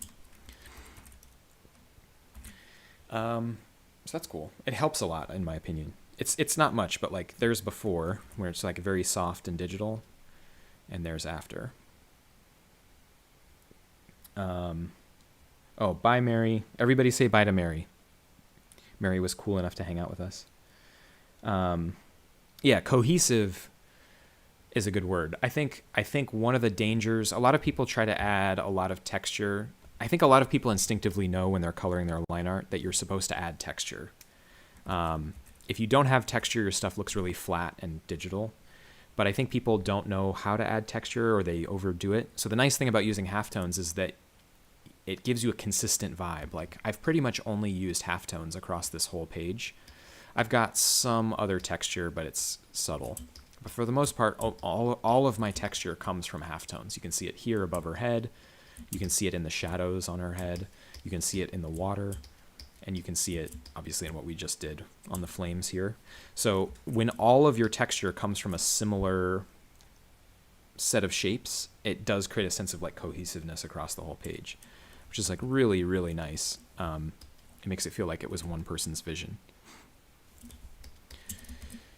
Cool. So before I go any further on this panel, I do want to address this middle section. Overlord, sup mofos? What up, Overlord? So there's this thing that I've sort of been ignoring this whole time while I've been coloring this page, and that is I have not actually until this point been considering a panel, but it's technically panel 4, because this is her face is panel 1, Chili is panel 2, Burning Book Pedestal is 3, and then technically this is a panel. It's more of like a just kind of an insert shot to kind of give you a sense of it's almost more for the composition of the page, but it is a narrative page or a narrative panel. It is showing a close-up of those pages burning. So one thing that's not necessarily great is that I've completely ignored this panel and I've overdeveloped everything. So I actually, again, when you're a colorist, you have to think like in terms of overall page composition. So it's actually not great to just ignore a panel, because the color of this panel will greatly affect my perception of the page as a whole, of the composition of the page. So before I go any further on this one on the left, I have to kind of like back up and force myself to view this page correctly, which is that this panel would be colored in. So I'm going to make a whole new set of layers. And let's just get something in here. So, because the color of this panel 4, what it ends up being may actually affect the choices I make in panel 3, the one we were working on. So before I go too far on this one, let me just make sure we're thinking about this correctly. Oh, and actually it would go here. So now it's underneath, now this panel that I'm about to put in is underneath these two panels, so I don't even have to this is just a time-saving thing. The first thing you think is you have to go in and select this shape exactly, right? Because it's a thin panel. So that's the way I almost did it, right? Is I made a rectangle selection around it. But you can save time. Comic coloring is all about little things that save time, and if you save 20 or 30 seconds here or there, that adds into minutes, which adds into hours. So because I've already colored these two panels, I'm just going to put my layer for this panel 4 underneath them, and I don't even need to select that. I can just roughly grab a color and just stick it in here. So I just save, I don't know. In theory, I just save myself 10 seconds. But if you do that enough times, you save a minute. You do that enough times, you save an hour. The book gets done faster. So yeah, so this this really does greatly affect my perception of the page. It's a much different. I have to be careful because it's going to change my perception of panels around it. And I also have to be really careful that I don't go too orange on this panel, because it'll start to blend with the panel directly next to it. But what's cool is that this panel goes from orange to purpley blue. So I can take advantage of that and go to orange at the bottom of this panel, because I know that there's going to be a color next to it that'll make it stand out. So the first thing we're going to do is put a gradient on this new panel.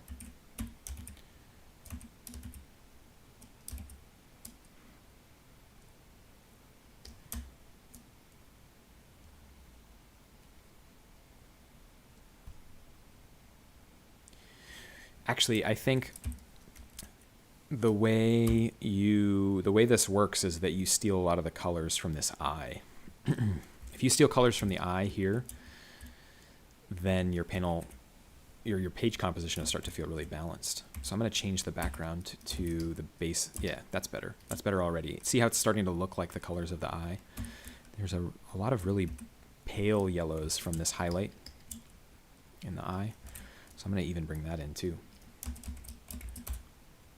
I want the top of this flame panel, this thin flame panel here, to drop off as much as possible into white so that it stands out from the like light orange of the panel to the left. So I'm going to do that by stealing this like lemon, this color.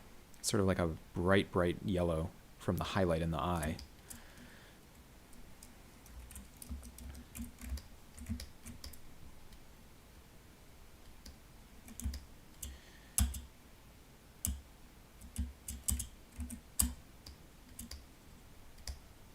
All right.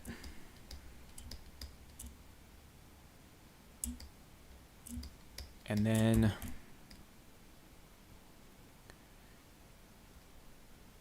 it looks like there's, again, I'm just stealing colors from the eye panel because I like it. There's this pretty tangerine color here. It's a nice color. I kind of like if the panel on the left fades to something that dark.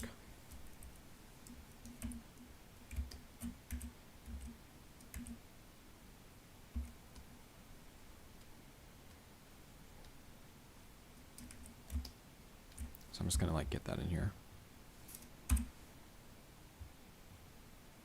Oh, you know what? I've still got my, hang on. I'm still accidentally using the halftone brush. So it's not affecting the color as much as it should. I was wondering why. Now it'll work. Yeah, that's much better.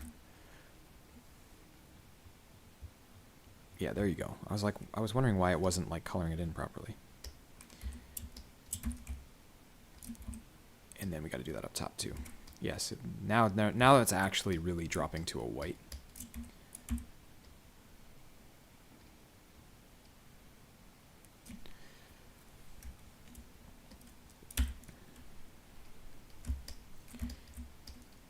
So it's actually probably good that the orange is that intense, honestly. I was going to knock it back, but I actually think that it's good if it feels like really intense burning. Because the pages of the book are going to be a little bit brighter. We'll put the pages in. The pages are probably... they're probably yellow.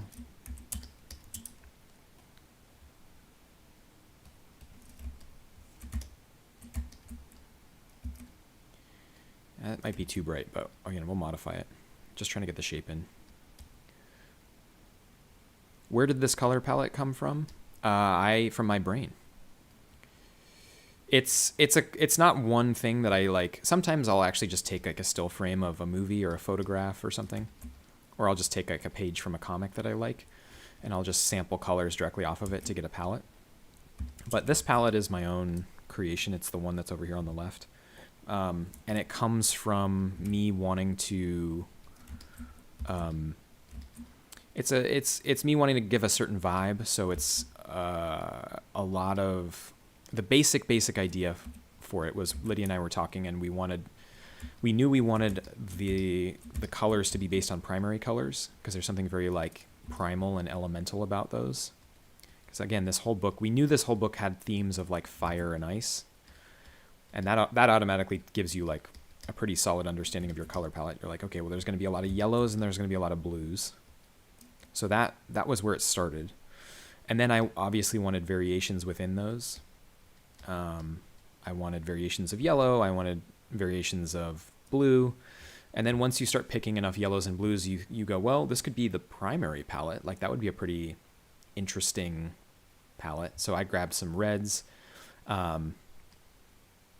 I guess it's just this one red. This is the only actual red in our palette. And I purposely, like, instead of going to pure red, which looks a little false and digital, I softened it down a little bit to kind of this area here. And then from there, it was really easy to say, well, we might as well have a magenta because that's like the basics of CMYK printing. So it's kind of a combination of primary colors, like the kinds of colors you would use in painting a painting. So like that's a pretty deep blue. This is a pretty true yellow that's like close to what you'd get out of a yellow ochre tube of paint. And then this is like a fairly accurate red. Again, if you were painting with acrylic paint, this is like close to what you'd get out of a tube, maybe. And then, so it's primary colors, and then those are the building blocks of color. And then from there, it's got cyan, magenta, and then a couple variations of yellow and orange. So it's starting to get, it's like a combination of like, they're all building block colors. They're all supposed to be primal and simple and kind of give this book a sense of like simplicity, and then give me enough variation within it, within the primary colors and the printable colors, so that I can give you enough shading and texture variations and layering. So it's, I don't know, it's a weird palette, but it's kind of intentional in its expression. Okay, cool. So I painted the pages of the book. They're a little too bright. Let's knock them back. Yeah, that's nice. I like it. I like them better when they're off yellow, like more towards an orange, because the flames are going to be really bright. So we'll paint in some flames. So I'm going to call this pages. One way to do the flames is to just do them all in halftone. Let's try that. It might not work. We can always redo it, but I'll pick a halftone brush.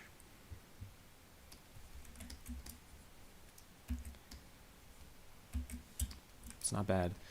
We'll do like maybe 45% scale. So the dots, I want the dots to be bigger in this panel than they were in the panel before. I mean, for no other reason than this is like a super close-up on something. So it just makes sense that, in my brain, it makes sense that the dots are bigger.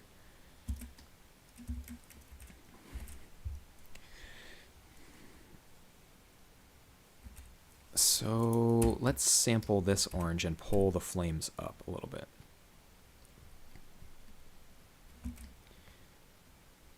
I actually think this will look really cool. So I'm sampling the same color where I'm starting from, this orange here, but I'm sort of pulling that up. So the further away I get from the orange in the gradient, the more these halftone dots are going to stand out.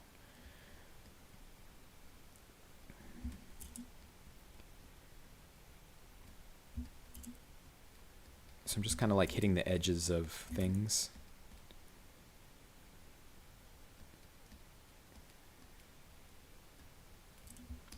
You can see there's already some shading lines here that I'll obey that. And make sure I get dark in the area where Lydia, the line artist, intended for things to be dark. I'm just kind of like, I don't know, there's no rule here. I'm just kind of like adding some, they're not really shadows, right? Because it's like, it's flame, but it's the darker parts of the flame. I'm just kind of roughly following her line art.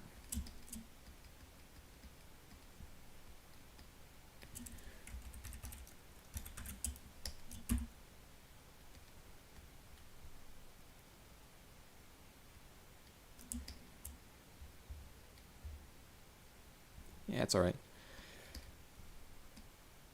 It definitely gives the sense of like, again, like this, using a dot pattern for the shading gives you a sense of like embers being thrown up from the flames, which is kind of nice.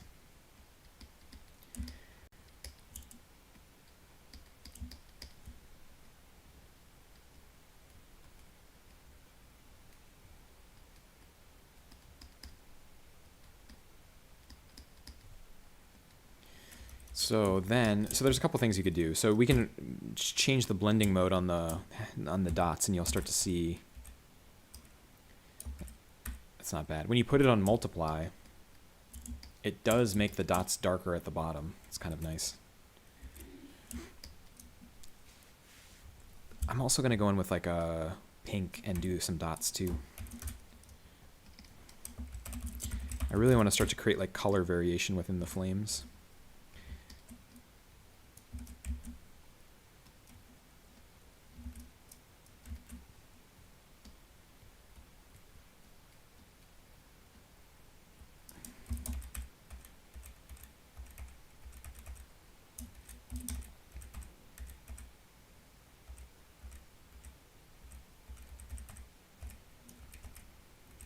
That's cool. All right, so I like the light. This is basically going to white. So I'm just gonna like use the same brush, but I'm just gonna like, this is gonna give me some really bright whites that are gonna feel like real flames. Because fire is very, I mean, I know this sounds really stupid. This is gonna sound very stupid, but fire is very bright. And I think, you know, we forget how much of our perception of brightness is actually the color white. Like I think a good example of this is the lightsabers in Star Wars, where if you actually look at the, you think of a lightsaber and you think, oh, he has a blue lightsaber or he has a red lightsaber or whatever. But if you actually pause the movie and you look at the way they do the lightsabers, most of the lightsaber is a white hot core. So it is nice, even if you're, you know, not always correctly obeying putting the white in the middle, which is scientifically accurate to flame. But even if you're just like roughing in shapes and just putting them wherever, it's nice to have parts of your fire be pure white because it adds this sense of intensity and brightness. So that's cool.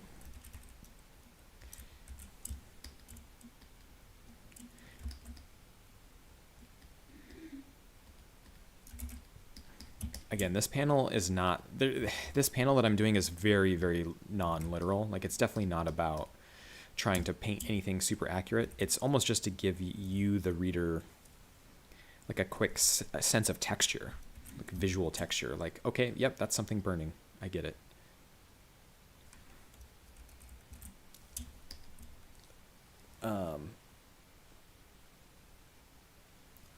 It's just kind of there as an accent almost, you know?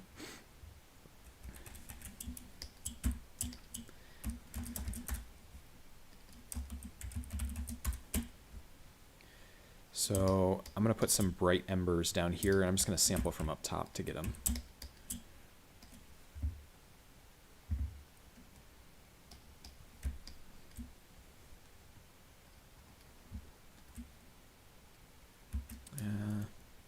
That's too bright. I need a deeper yellow. Actually, you know what looks really good is not to use a full opacity brush, but to set your brush to like 45, 40, and do these kinds of ember circles. This is the kind of, I've talked about this before, but this is inspired by what's called, I think a lot of people call it Kirby crackle. Jack Kirby was really famous, the comic artist Jack Kirby was really famous for using circles.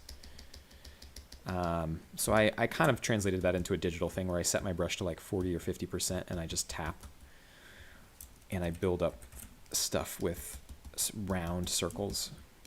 It works really, really well for flames. It works for like sci-fi rays. It works for mist. Like if you have the bottom, if this were, instead of this being fire, if this were like water, the bottom of a waterfall hitting a river, that mist that's coming up, you just do this with like a semi-opaque white brush. It looks like waterfall mist, but it doesn't look too digital. It's got like a nice, here, I'll turn off the line so you can see what it really looks like. It just kind of creates a sense of, I don't know, it's like how they would have done fire in like an N64 game or something. That's what it reminds me of. PlayStation 1 era fire. Then of course now the book pages are too similar. They're not just standing out, so we got to like get a really bright color in there.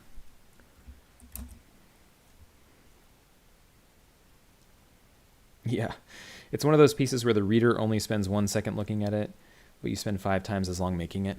Yeah, that's kind of the nature of it. That's sort of why I think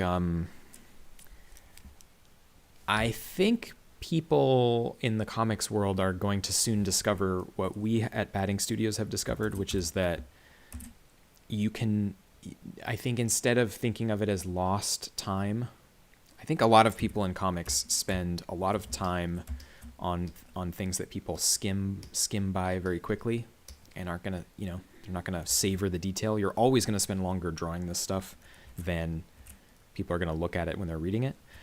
I think what we've sort of accidentally discovered, what we've discovered by accident, is you can monetize the process by making content.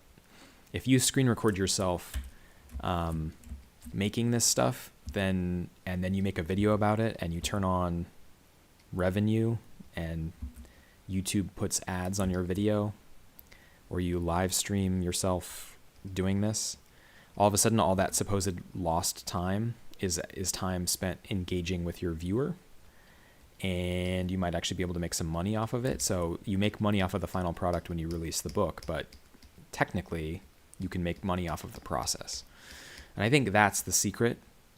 I think I'm seeing a lot of like digital publishers, or I'm seeing a lot of publishers try to figure out new models for publishing digitally. And they've tried stuff like NFTs, like how do we add value to the digital experience? And I think they're missing a trick in like showing more of the process, thinking of it more as a content play versus a digital comics only play. I think that's the secret to digital comics. So there you go. There's me. That's the biggest secret I can give up, is my thinking about how to actually do this and make money at this. So there you go. There's 20 people watching who just got the ultimate secret to the industry, where I think the industry is going, frankly. And I think that's also how you save human art in an AI world, is I think that if you treat the process as content and you realize that people will want that human connection of sitting and watching someone on stream or watching the behind the scenes of a human painting versus just like typing in words and hitting enter and getting a picture. Like, I think once you realize that people want human connection and part of that human connection is the process, I think that's the secret to like content and monetizing art in the digital era. It's certainly what we're doing, you know?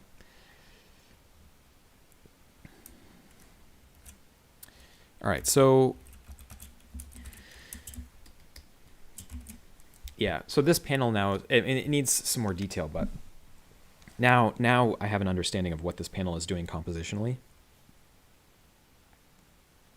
Like how this panel fits into the layout, and it really does change your perception of it changes your perception of the page like significantly, because without it was just this white block that looked like space between the panels. This is what it looked like before, and that's a much different feel for the page composition than that. So that's now got some weight to it. It's definitely like a real panel, you know? Ooh, you know what we can do? My favorite thing. We can color in some lines. So I really want this panel, this fire panel, this thin fire panel in the middle to really stand out from the other two on either side of it. So the characteristics of the dancing chili panel and the eyeball panel are that there's very heavy black lines in both. So one way to make this middle panel stand out is to actually soften back some of those black lines so that it sits back and and the other two panels pop off the page from it. So I'm going to actually get rid of the pure black in the flames here. So I'm going to make a new, this is over top. So this is my line art layer right here. So I'm just going to clip a layer into it and color in the line art. And what this will do is it'll just instantly knock this whole panel back. So it doesn't feel quite as, I guess, important compositionally as the other two panels, which is fine because this isn't really a narrative panel. Again, it's like a textural panel. But I do kind of want to preserve some of these embers as black because it feels like ash or something being thrown up in the smoke.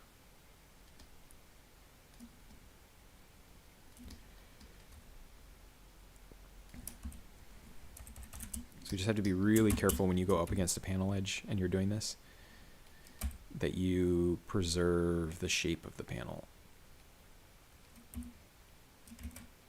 It's just about being really careful.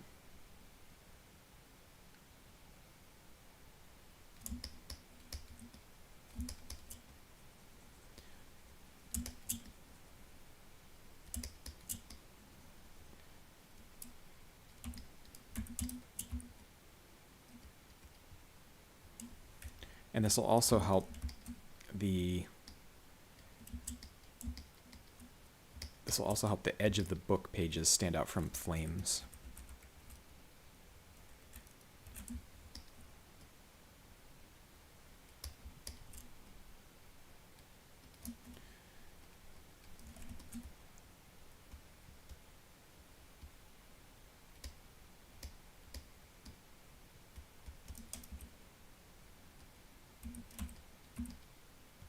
Yeah, it's nice.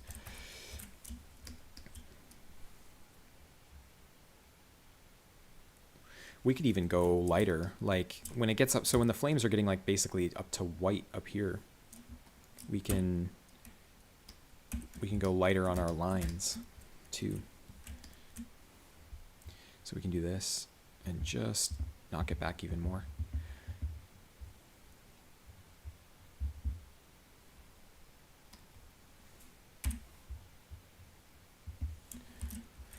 Yeah, I like that a lot. And then it really makes this panel feel like a different moment than the ones around it, you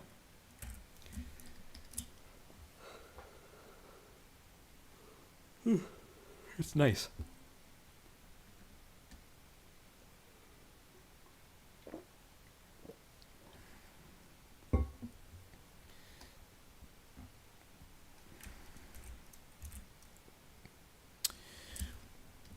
The one danger, though, is that there's now halftones, orange halftones sitting under orange lines. So it's just becoming muddy. Like you no longer can see Lydia's original art. So I'm going to actually erase the halftones from this part of the line art.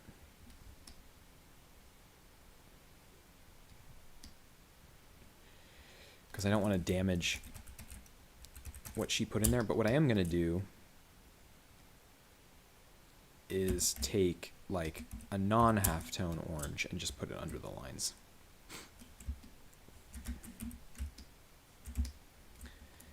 Because I do want there to be some shading there, because that's a dark area, because that's what she shaded in.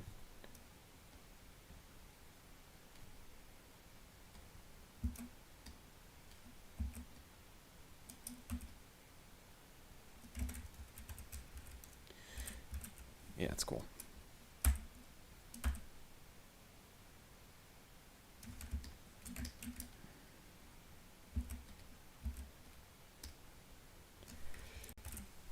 No, it's just simple, but effective, you know?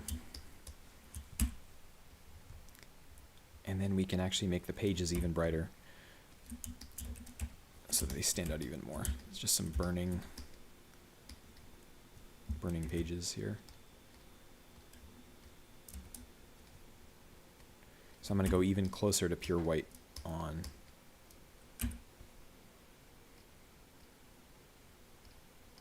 Oh, hang on.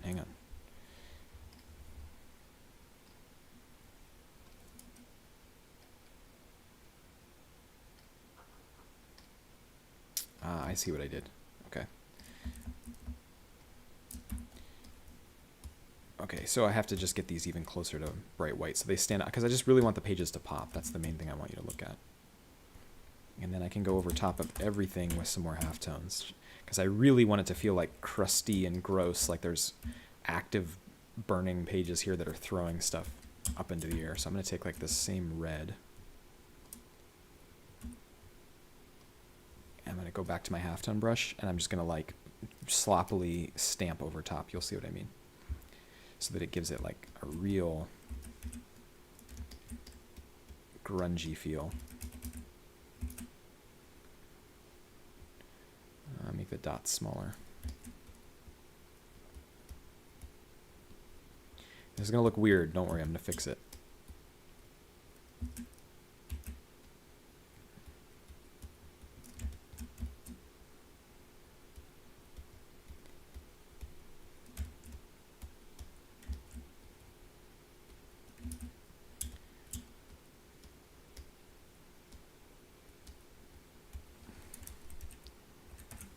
So I'm going to set this layer to maybe color dodge, color burn.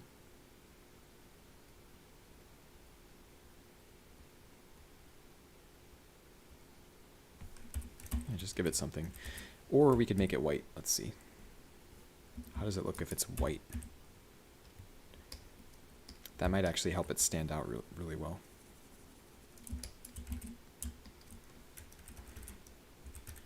Yeah, I kind of like that. It softens it a little bit.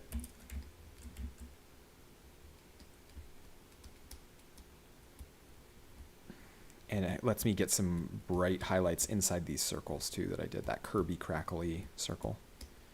That's cool.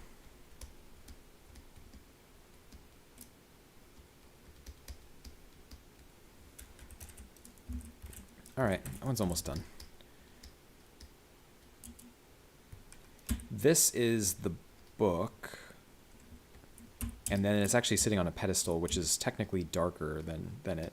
The problem is I can't use purple. So I used purple on the pedestal in this panel here, right? So this book is on top of a pedestal. That's the same thing we're seeing here. This is the edge of the pedestal. The problem is I can't just shade it how I did here because this purple, this dark purple color is going to run directly into the panel on the left, and it's just going to look like a blob. Like you're not going to be able to see anything against the left side. So we have to shade it in, but we're going to cheat it a bunch.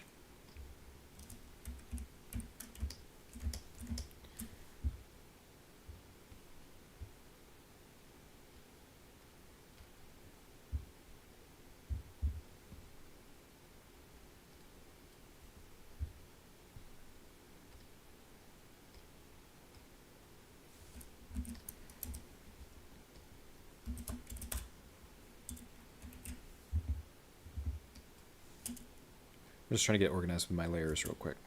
Because I'm working, whenever I do these streams, I work really fast and then I like lose track of layers and I don't label things because I'm just like making new layers in the moment. So I just got to clean them up because I have no idea. Sometimes I get completely lost in my file. I mean, look at how many layers there are. I work with more layers than anybody I know. Salutations. Yeah, I agree. Weird is good. One of the reasons that we self-publish is because our stuff is very weird. And it's important to remember that. Like when you're making choices in your art, it can be actually really helpful to try to be as weird as possible. Because you know you're not beholden to anybody. And you're like, oh yeah, I should take advantage of that. I should take advantage of the fact that I work for myself. That nobody's going to tell me no. You know what I mean? So it's like, it's good to remind yourself of that and not always make the safe choice just because you're like, why wouldn't I make the crazier choice? No one can tell me no.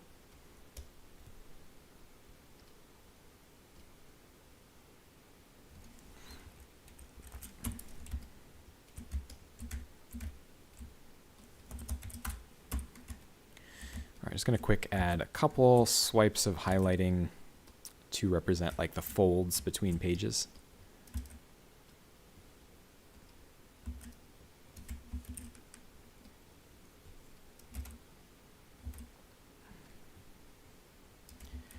Sorry, not highlighting. This is shadowing.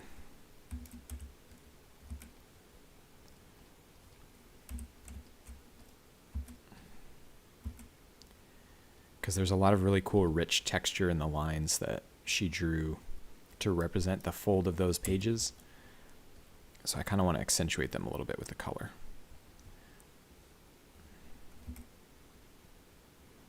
So again, I'm not being super accurate. Like when I first started coloring comics, I would zoom like all the way in, right? And I would be like, I'd be doing this. I'd be like carefully following them.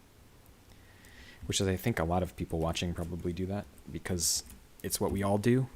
And so just a tip, you don't have to do that. You know what I mean? Like you can be back here just making like quick swipes just to suggest. If you turn the lines off, it looks terrible. You know what I mean? Like that looks awful. You would never draw a comic like that. But you've got line art sitting on top of it, so you might as well use it to your advantage. Hide the imperfections a little bit, you know?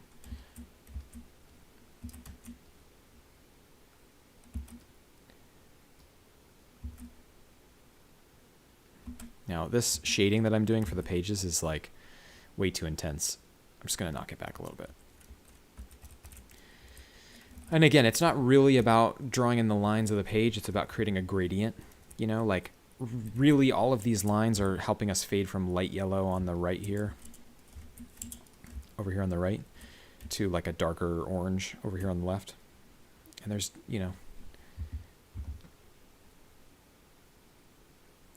there's not a lot of actual gradient in there, but through the use of lines, it helps kind of create a sense of a fall off. And then now we just have to do the shading on the under the book and on the pedestal. So again, the problem is shading the purple, because I really want to shade this pretty dark, because I want there to be the sense that all these flames up top in the middle of the panel are casting shadows. And so the bottom here, the edge of the pedestal where this burning book is sitting, it would be really dark. But the problem is I can't go purple or blue because it's going to run into the panel on the left. So I have to figure out exactly what, it's probably a red of some kind. I'm going to use a red and set it to multiply. So we're going to call this pedestal shading, maybe. Is this how you spell pedestal? Sorry. Not a great speller right now. First time watching one of these streams, and my respect for you and your work has somehow grown immensely. Thank you. I think the reason that it grows is you see like the meticulous set of choices that go into even, the smallest thing. And yes, the reader is not going to consciously perceive a lot of this stuff, to be totally honest with you. But again, it's like when you do take your time and make this stuff good, there is an overall subconscious perception of quality. And I think that's important. So I like that there's a dark red here to represent a shadow, but it's too red. I don't like that. So I'm going to try to soften it back with a little bit of purple. Again, we got to watch that it's not running into the purple on the panel next to it. So I'm going to set this to a really light brush, like 20%. 15% maybe. Yeah, that's right. A werewolf. You can never have too many layers. Because again, no one sees your layers. They just see the final flat printed page. So why not use them? You know what I'm saying? No one has to know how many layers you used. There's this insane perception that somehow like professionals work a certain way or have to, I don't know, only use a certain type of features in a program or something. I talk to any professional, they all work differently. All right, cool. So this red down here is very red, like the very bottom. But it's not actually that crazy, because if I zoom all the way out, there's this whole chili pepper is crazy red. I mean, he's this flat, intentionally. His whole vibe is that he's not textured. He's supposed to look like a cell shaded, like Who Framed Roger Rabbit character sitting over top of this world. So he not only is he red, but he's very stark red. It's like a very flat color. So whatever panel or page he's on, he's gonna always stand out. And it's actually nice to have other things that are very intensely red occasionally, like the way we did the smoke here, or the way we did the bottom shading here of this panel, to balance him out a little bit. He sort of gives you permission to push the colors really far. Yeah, more layers equals more time to experiment. That's true. Because now that I have everything on its own layer, I can go in and dial everything in and affect the lighting on just specific parts, or affect the lighting on just just one tiny part. Like I can go in and just tweak him and affect nothing else, and really start to see how it feels when he's slightly different colors, or if he were lit from above a little bit more intensely, This panel is working really well. So like you can see how much doing a coloring in the lines helps you, because it makes the pages, the lines on the pages of the burning book are still black, and all the flame lighting, the lines on the flames is is red and orange, and it just like instantly makes the pages pop so well. If I turn off that like color hold on the page, on the flame lines, here, I'll turn it off. Like you lose the pages instantly. It's so crazy, like how your perception of this is based on just small little color changes. You know, all of a sudden I can like see the pages so much better. Like what's a page and what's flame. Just by turning that layer on and off. It's really cool.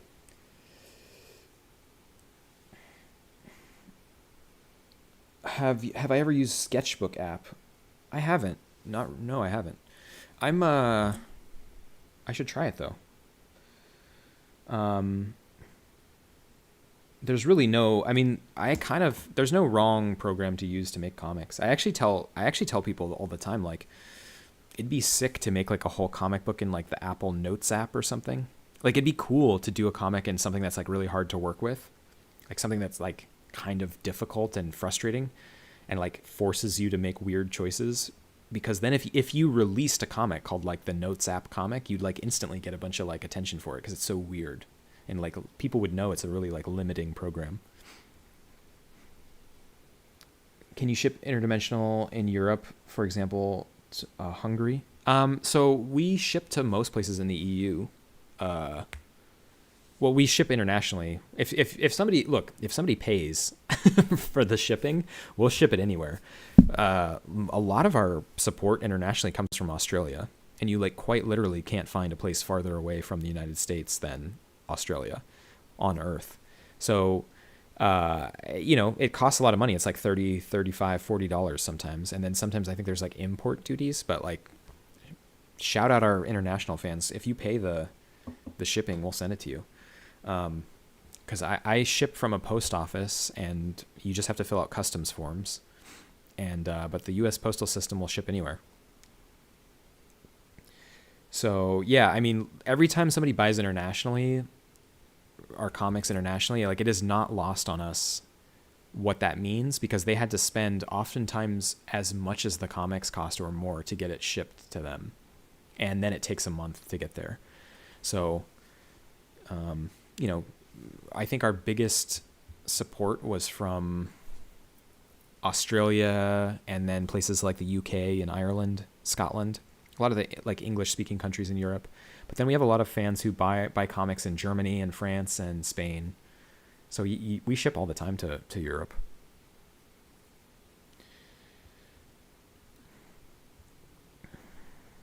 All right, cool. So this is I don't stream. Unfortunately, I never stream for a long time. I never do like maybe one day. I never do like an 8-hour stream. Just think of what we could accomplish in 8 hours. We could do like a whole page. But unfortunately, I have quite a lot going on in my life outside of comics, believe it or not. So I can usually only stream for like 2 or 3 hours at a time. But this is kind of what we accomplished today. So we got actually I can show you. So if I I like Photoshop because you can do the history. So here's where we started. So pretty much the bottom 2 panels didn't exist. And then this is what we did today. It's not bad. Kind of developed this lower left panel a lot. Weirdly, my favorite thing is this middle panel. That's my favorite thing we did today. It just looks like it's a nice combination of detail and like expressiveness. I think if you actually look at how much time we spent doing this middle panel, it's not much. Like it started as just like pretty basic line art, and then we did the whole thing. Oops. So there it was before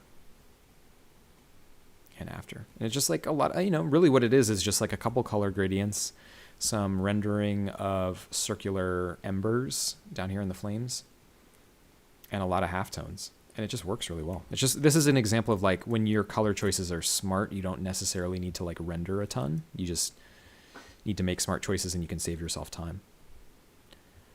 This panel over here still needs a little bit of love. Like really what needs to happen is the flames need to there needs to be some kind of cohesiveness between the color of the flames and the color of the water that it's lighting immediately around it. So this circle of light here needs to get like more yellow and probably have a lot more like kind of like, see these lines, these yellow lines here? They look like almost like the ripples in a pond. It's like, I was just kind of like roughing them in. Those kinds of like circular hash marks need to go into this circle of light here. And then it'll really feel like it's being lit, like water being lit. Because water, when water is lit circular in a circular pattern, kind of like leaves concentric highlights. So we just have to get those in. But yeah, it's working really well. The other nice thing about, I wasn't sure about putting blue on her head in this panel. I'll turn off the line so you can see it again. You can see how blue it gets here. It gets much more like, if this is the violet color we started with, and then I went in with blue. But what's nice about that is that it actually creates like a lot of symmetry with how blue this panel on the far right is. So that's kind of important, I think, to have like a blue shape here when you've got so much blue in the frost on the far right. So, oh, yo, Braden, what up, man? We were just kind of going over what we did today. Braden, are you on YouTube a lot? I feel like I didn't know if you had a YouTube presence. I never really checked. Wait, have I shown you? You've seen, Braden, you've seen the Shapeman cameo. Have you seen it in the actual scanned artwork? So everybody say hi to Braden. Braden is the one of the genius minds behind Shape Comics. Big on social media. I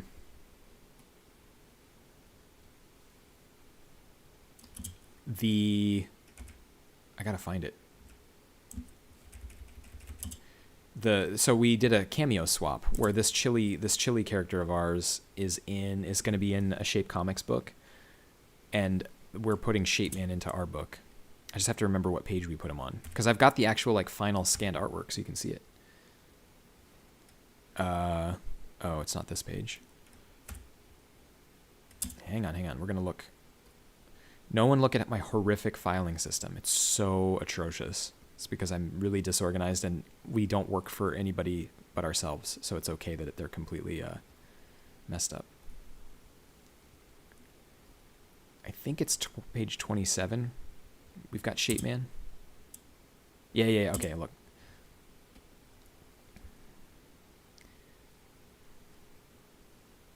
So, okay. So this is our Ain't No Way Lich King skeleton guy, like pulling off his head. He pulls off his own head, it explodes, it's very gory and weird. But then we've kind of got our D&D party. Yeah, as long as it works for you, that's all that matters. Okay, so we've got our D&D party here, right? And then they're in a dungeon, like classic D&D style. They're actually doing a dungeon crawl. So they're killing monsters. In this case, they're killing these chili peppers.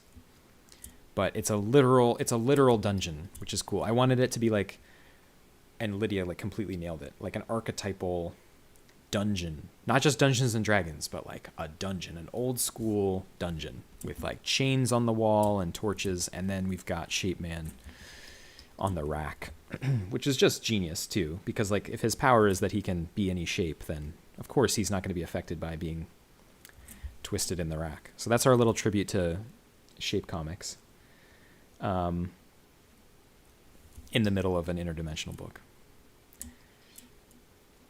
So this is just rad, man. Like, I just love it. I love it because it's actually like a pretty prominent cameo, and we'll color him. What's kind of cool is like the Shapeman color palette is within this palette roughly. Like I can use this red and yellow and everything. So he'll actually be like correct to how he looks, and he'll still fit into this like color palette that we've got going on here. You know what I mean? So that's really fun. Yeah, dude, it's cool, right? It's going to be great. I know it's been a while since we've like updated you on that, because it's been a while since we talked about doing a cameo swap, but we're getting there. Man, I like this page a lot more after today. When this page looked like this, I was actually a little worried about it. It just felt like really blah. Like, I liked how the chili guy was looking, but I was really worried. I was feeling like the page was really underwhelming. And it's like amazing how putting all of this love into these bottom two panels like really does change your perception of the page as a whole. It's like a really good example. So like that will join the pantheon of cool interdimensional pages that I will show off a lot on social media. But this is the one that we have to figure out at some point. This one is like, frankly, just terrifying to me because I don't know how to do this one yet, and I cannot figure it out. And I'm like, I tried to do some of this one on stream, and I just struggled. Like, I felt like I was like making poor choices, and I just was in my own head about it. So I don't know. I want to work on this one on stream, but I also am, whenever I'm on stream, I get in my own head about the choices that I'm making, because so much of this page is going to like be about making choices and then making different choices and screwing around and like shifting colors, and you'll finally dial it in, but it's going to look like right now, for example, his boots are awful. Like they're like, it looks terrible. It's like white bones against red boots. So it kind of has like Captain America vibes, like old school Captain America, which is exactly what I don't want. Like I don't want it to be like silly. Like I do want him to look cool. But once you actually like layer in a bunch more stuff in the background, and you start discovering that maybe the background isn't supposed to be this purple, maybe the throne isn't supposed to be this blue, maybe he's not actually like white bones, maybe that's too literal. Like I was already trying some stuff on him. Here, I'll show you. I was trying some stuff on him where I was making his bones white or non-white, like blue, and then the throne, whatever. You can see like how that already starts to shift your perception. But all those things start to like work together. And then what's going to happen is that the boots, so here's like if the boots are purple or more purple. And it's like, well, now I don't like that either, but that's a completely different vibe. So it's just, this whole page is just like a giant trust the process moment. Yeah, I agree, mitosis. It's like, or sorry, it's not mitosis. I've been saying your name wrong. Myosotis? Is that how you say your name?